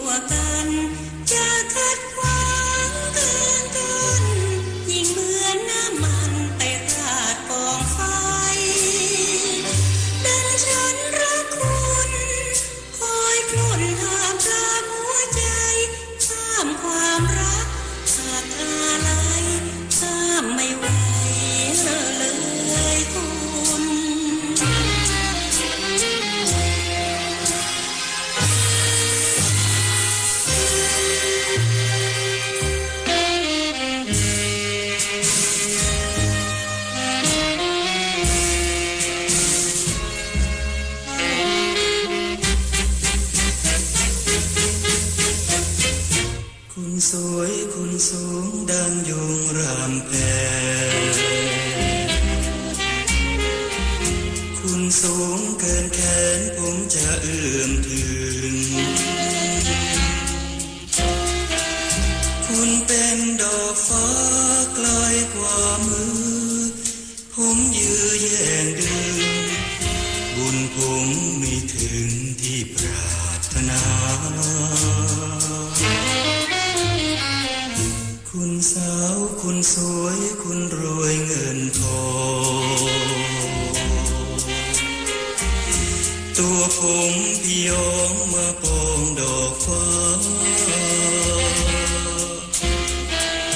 คนจนอย่างผมควรจะเทียมเนียมอายสักกาผมยังเอื้อมมารักคุณจนได้ผมมิได้รักคุณที่งามหรือความร่ำรวยผมรักคุณด้วยดวงใจแต่ฟ้ายังห่วงยังทวงตัวคุณผมบุญน้อยไปหากเอาแต่ใจโลกจะทันทาลืมผมให้พ้นผมจนเกินควรดอกฟ้าเลิศล้วนคุณควรคู่ฟ้าบุญมีไม่ถึงจึงหลีกทางร้างแรมเลิกลาแงนมองดอกฟ้าน้ำตาตกใน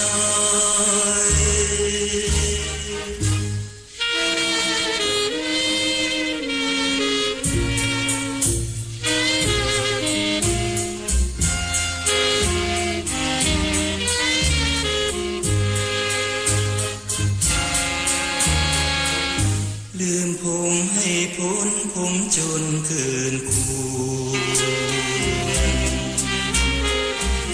ดอกฟ้าเลิศล้วนคุณควรคู่ฟ้า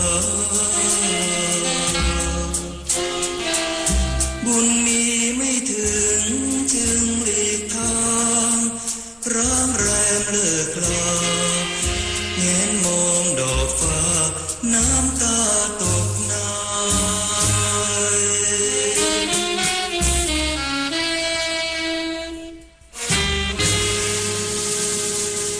เคยสงสัยไหมครับว่าทำไมกาแฟโบราณที่เราไปซื้อตามร้านถึงเรียกชื่อไม่เหมือนกันทั้งที่มันก็ชง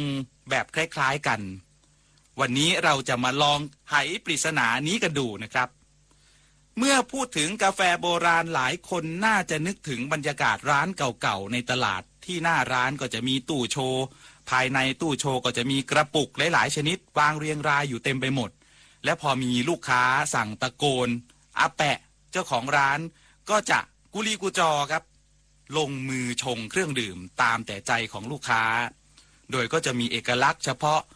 ต้องตักน้ำร้อนขึ้นจากหม้อต้มยุคผมเนี่ยเป็นเหมือนหม้อต้มหม้อลวกก๋วยเตี๋ยวหม้อใบใหญ่ๆนะครับแต่ที่ฝาหม้อก็จะมีรูขนาดใหญ่ประมาณสัก3 รูได้ถ้าจำไม่ผิดแล้วก็จะมีกระป๋องเหล็กที่มีหูทับรูนั้นอีกทีหนึ่งเพื่อรับไอร้อนไอน้ำจากหม้อต้มในกระป๋องเหล็กนั้นก็จะมีถุงกระชอนผ้าเป็นถุงยาวๆย้วยๆนะครับใส่กากกาแฟหรือใส่กากใบชาแช่น้ำร้อนทิ้งไว้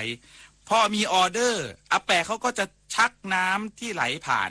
ให้ผ่านกระป๋องที่รองรับไว้เทไปเทมาอยู่ 2-3 ทีแล้วก็เทลงแก้วครับยกเครื่องดื่มมาเสิร์ฟคู่กับปลาท่องโกตัวใหญ่ๆแหมอร่อยอุ่นท้องดีนักแลในช่วงเช้านะครับซึ่งเมนูในร้านกาแฟโบราณก็จะมีทั้งโอเลี้ยงโอยั่วยกล้อจัมบะโกปี้เป็นกาแฟตามสั่งตามใจลูกค้าแต่เคยสงสัยกันไหมครับว่าทำไมกาแฟที่ชงถึงมีการเรียกแตกต่างกันทั้งที่มันก็มาจากกากกาแฟชนิดเดียวกันและมาจากกระป๋องใบเดียวกันแท้ๆวันนี้เราจะมาเฉลยรายละเอียดนั้นกันนะครับเริ่มต้นด้วยโอยั่วกันก่อนครับ คำนี้เป็นภาษาจีนแต้จิ๋วครับคุณผู้ฟังโดยคำว่าโอนั้นแปลว่าดำส่วนคำว่ายัวนั้นแปลว่าร้อนเมื่อนำทั้งสองคำมารวมกันกลายเป็นโอยัวหรือจะเรียกอีกอย่างว่ากาแฟดำร้อนแต่ถ้าเปรียบกับกาแฟในปัจจุบันก็ต้องเปรียบเป็นอเมริกาโน่แบบไทยโบราณก็ได้ครับเพราะว่าเขาไม่ใส่ครีมไม่ใส่น้ำตาลเหมือนกันฉะนั้นคนที่ชอบดื่มโอยัวต้องชื่นชอบกาแฟเป็นอย่างมากจริงๆนะครับเพราะไม่อย่างนั้นร่างกายจะรับความขมความเข้มข้นนี้ไม่ได้แน่นอนแต่ถ้าอยากจะลดดีกรีความเข้มลงมานะครับก็สามารถใส่น้ำตาลลงไปในกาแฟแล้วเติมน้ำแข็งไปด้วยเมนูที่ว่านี้ก็คือเมนูโอเลี้ยงครับเป็นกาแฟดำใส่น้ำตาลแล้วเติมน้ำแข็งอันนี้เวลาไปกินตามร้านก๋วยเตี๋ยวตามร้านข่าวหมูแดงข่าวมันไก่ก็จะสั่งบ่อยใช่ไหมครับซึ่งคำว่าโอเลี้ยงก็มีที่มาจากจีนแต้จิ๋วเช่นเดียวกันกับโอยัวครับโอก็แปลว่าดำส่วนเลี้ยงนั้นแปลว่าเย็นซึ่งนำสองคำมารวมกันก็กลายเป็นโอเลี้ยงหรือจะเรียกว่ากาแฟดำใส่น้ำแข็งซึ่งใครที่ชอบดื่มโอเลี้ยงก็เหมือนกับคนที่หน้าดุแต่ใจดีประมาณนั้นแหละครับหน้าเข้มแต่พูดเพราะเสียงหวานส่วนจ้ำบะนั้นเราเคยเล่าไปแล้วในตอนที่ผ่านมาก็คือเรื่องของน้ำแข็งใสตัวนั้นนะครับเป็นจ้ำบะที่เป็นของหวานใส่น้ำแดงใส่น้ำเขียวใส่เครื่องเคียงแต่จ้ำบะที่เป็นกาแฟโบราณนั้นมันมาจากเมนูโอเลี้ยงแต่เป็นโอเลี้ยงที่มีความพิเศษตรงที่ความหวานของโอเลี้ยงนั้นไม่ได้มาจากน้ำตาลทรายแต่มาจากการใส่น้ำหวานสีแดงหรือน้ำหวานสีเขียวลงไปแทนจนทำให้มีความหอมหวานไปอีกรูปแบบหนึ่งนะครับอันนี้ก็ยังไม่เคยลองนะครับและที่มาของชื่อนั้นกาแฟจ้ำบะนั้นก็มาจากเจ้าจ้ำบะที่เป็นของหวานน้ำแข็งใสที่ใส่น้ำหวานสีแดงแล้วก็สีเขียวเหมือนกันเลยนะครับต่อมาคือยกล้อเมนูนี้ไม่ใช่กาแฟที่คนชงขี่รถมายกล้อแล้วเสิร์ฟนะครับไม่พิสดารขนาดนั้นเพราะเจ้ากาแฟยกล้อที่ว่านี้นั้นคือโอเลี้ยงใส่นมครับโดยมีการสันนิษฐานนะครับว่าน่าจะมาจากการที่มียี่ห้อนมข้นจืดยี่ห้อหนึ่งซึ่งเหมือนรูปรถจักรยาน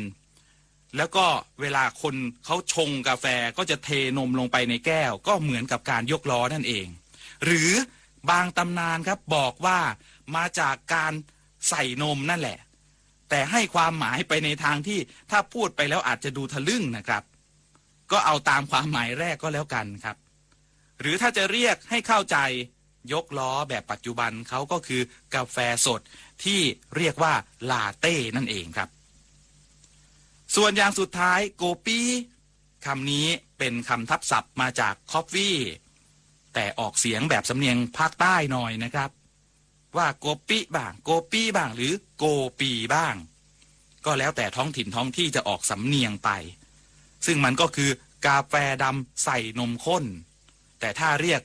โกปีอก็คือกาแฟดำร้อนไม่ใส่นม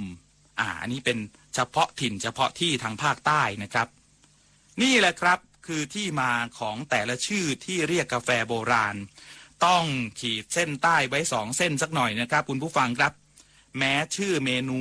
จะมาจากภาษาจีนแต่เป็นจีนแต้จิ๋วอย่างคำว่าโอยัวโอเลี้ยงจ้ำบะเป็นจีนแต้จิ๋วครับแม้เราจะไปพูดไปสั่งที่ซัวเถาเมืองต้นตำรับแต้จิ๋วเองก็เถอะเขาก็ไม่รู้กับคนไทยด้วยนะครับว่าเราสั่งกาแฟดำกาแฟร้อนกาแฟเย็นไม่รู้ว่าเป็นกาแฟด้วยซ้ำครับยิ่งถ้าไปปักกิ่งไปเซี่ยงไฮ้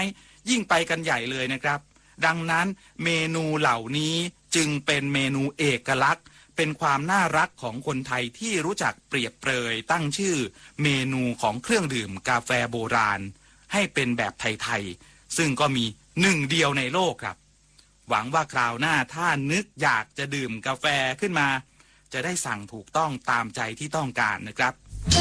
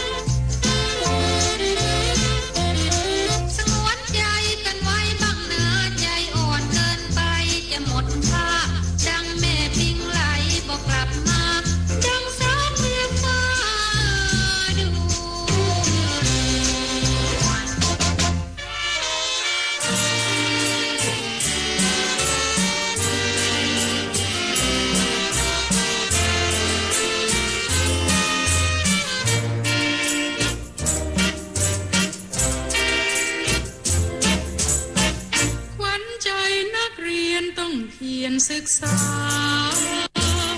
ปัญหาวิชาส่งเสริมปัญญาเข้าไว้อย่าเกียจอย่าคร้านอย่าคลานแล้วไหลวัยเรียนแม่เพียรสนใจ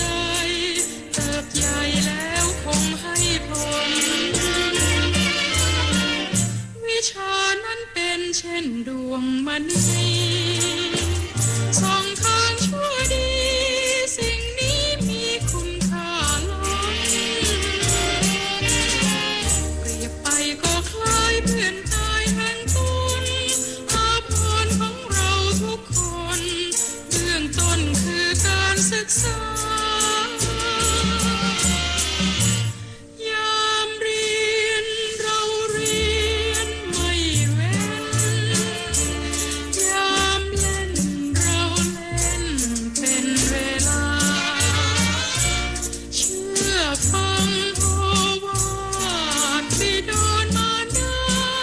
เคารพบูชาเลื่อมใสขวัญใจนักเรียนต้องเพียรเรียนรู้ต้องเคารพครูศักดิ์ศรีต้องชูเชิดไว้จะเป็นมิ่งขวัญสิ่งอันภูมิใจสมควรยกนามนี้ให้ว่าเป็นขวัญใจนักเรียนยามเรียนเราเรียนไม่เว้นยามเล่นเราเล่นเป็นเวลาเชื่อฟังโอวาทบิดามารดาเคารพบูชาเลื่อมใสขวัญใจนักเรียนต้องเพียรเรียนรู้ต้องเคารพครูศักดิ์ศรีต้องชูเชิดไว้เป็นมิ่งขวัญสิ่งอันภูมิใจสมควรยกนามนี้ให้ว่าเป็นขวัญใจนักเรียน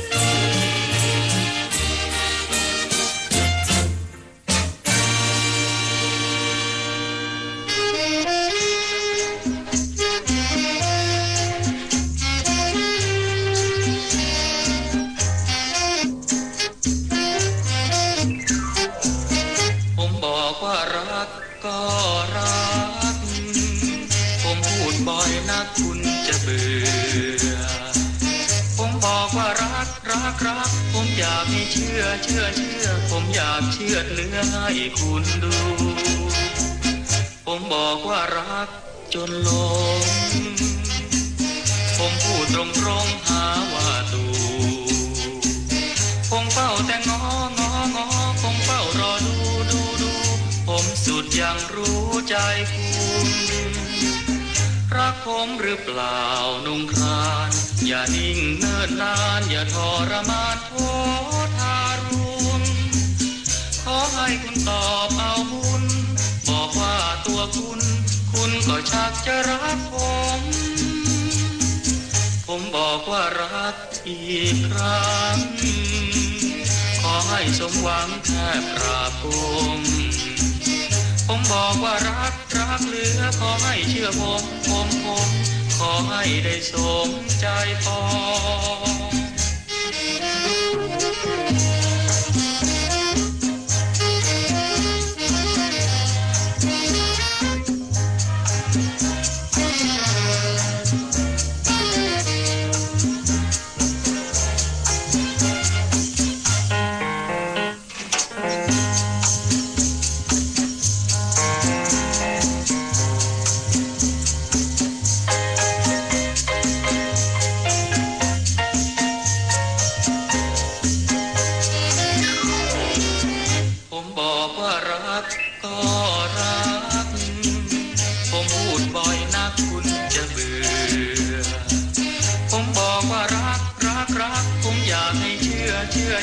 ผมอยากเชื่อเนื้อให้คุณดู ผมบอกว่ารักจนหลงผมพูดตรงๆหาว่าตู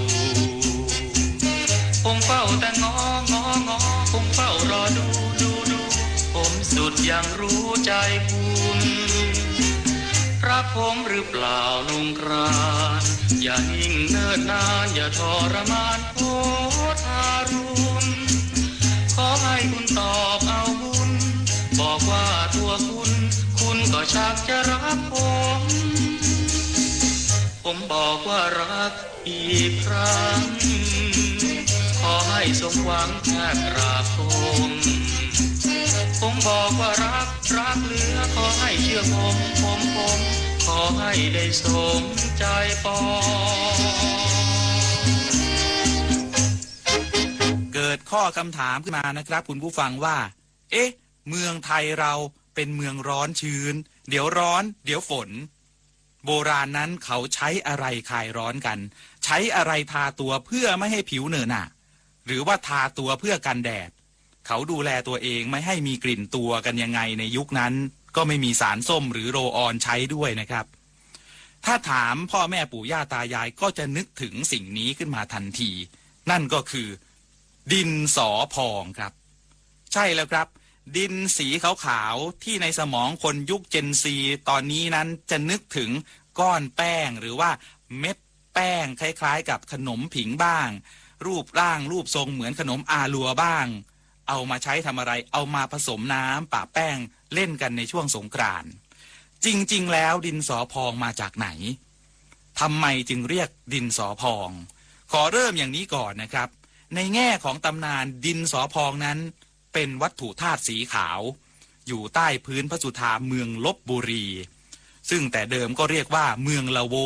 หรือละวะปุระเมืองที่มีความเจริญมาตั้งแต่สมัยทวาราวดีคือเก่ากว่าขอมซะอีกนะครับคำว่าละโวบางตำราบอกว่ามาจากภาษาสันสกฤตในคำว่าละวะที่หมายถึงน้ำบางตำราก็บอกว่าละวะมาจากภาษามอญหมายถึงภูเขาก็เลยเรียกว่า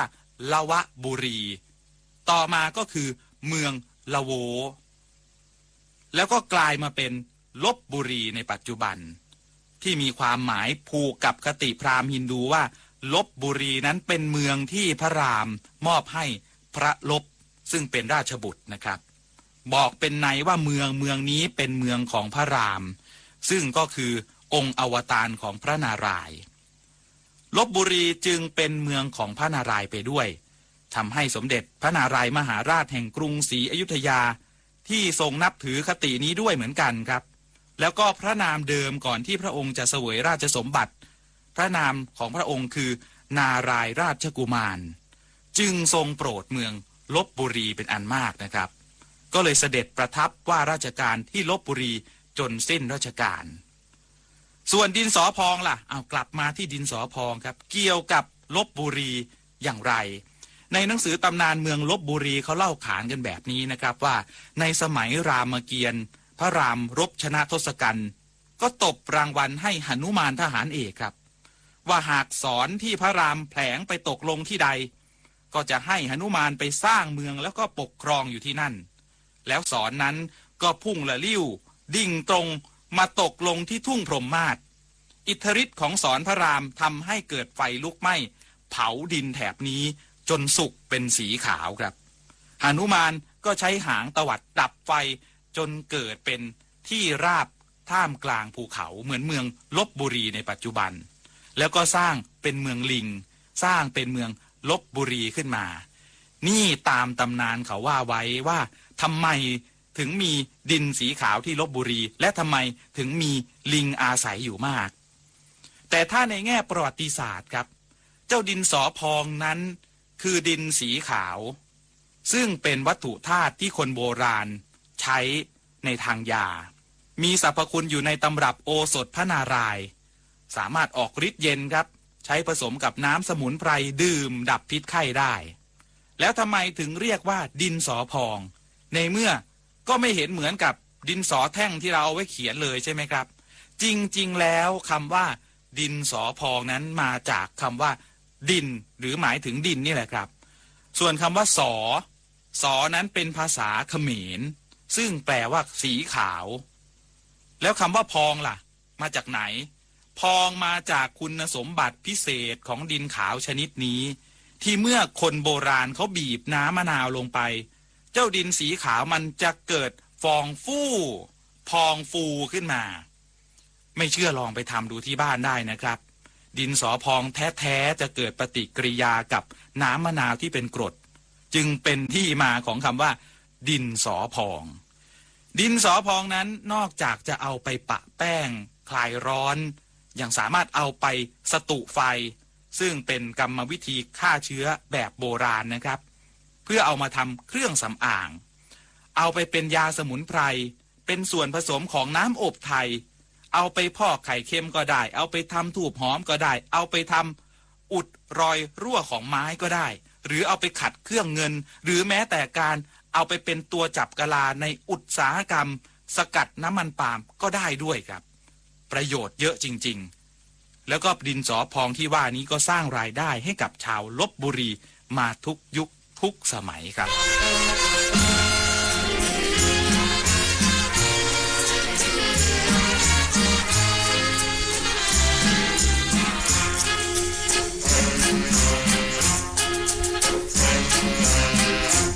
บินไปแล้วหรือคิริบูลอาดูนสิ้นสูญเสียได้ใจพอโอคิริบูลเสียงทองเจ้าลืมหอมกรงทองสิ้นแล้วหรือนี่เจ้าทรนงลมเริงลมสิ้นรนอำลาหาทางเสรีตีเจ้ายังอ่อนเพียงนี้เพียงพอหรือที่หลบหนีพี่ไปโลกนี้กว้างใหญ่ไพศาลเจ้าอาจแลกลานเมื่อมีภัยเสียงหวานหวานคนสวยสวยช่วยอะไรไม่ได้จะไม่ปลอดภัยเสมือนในกรง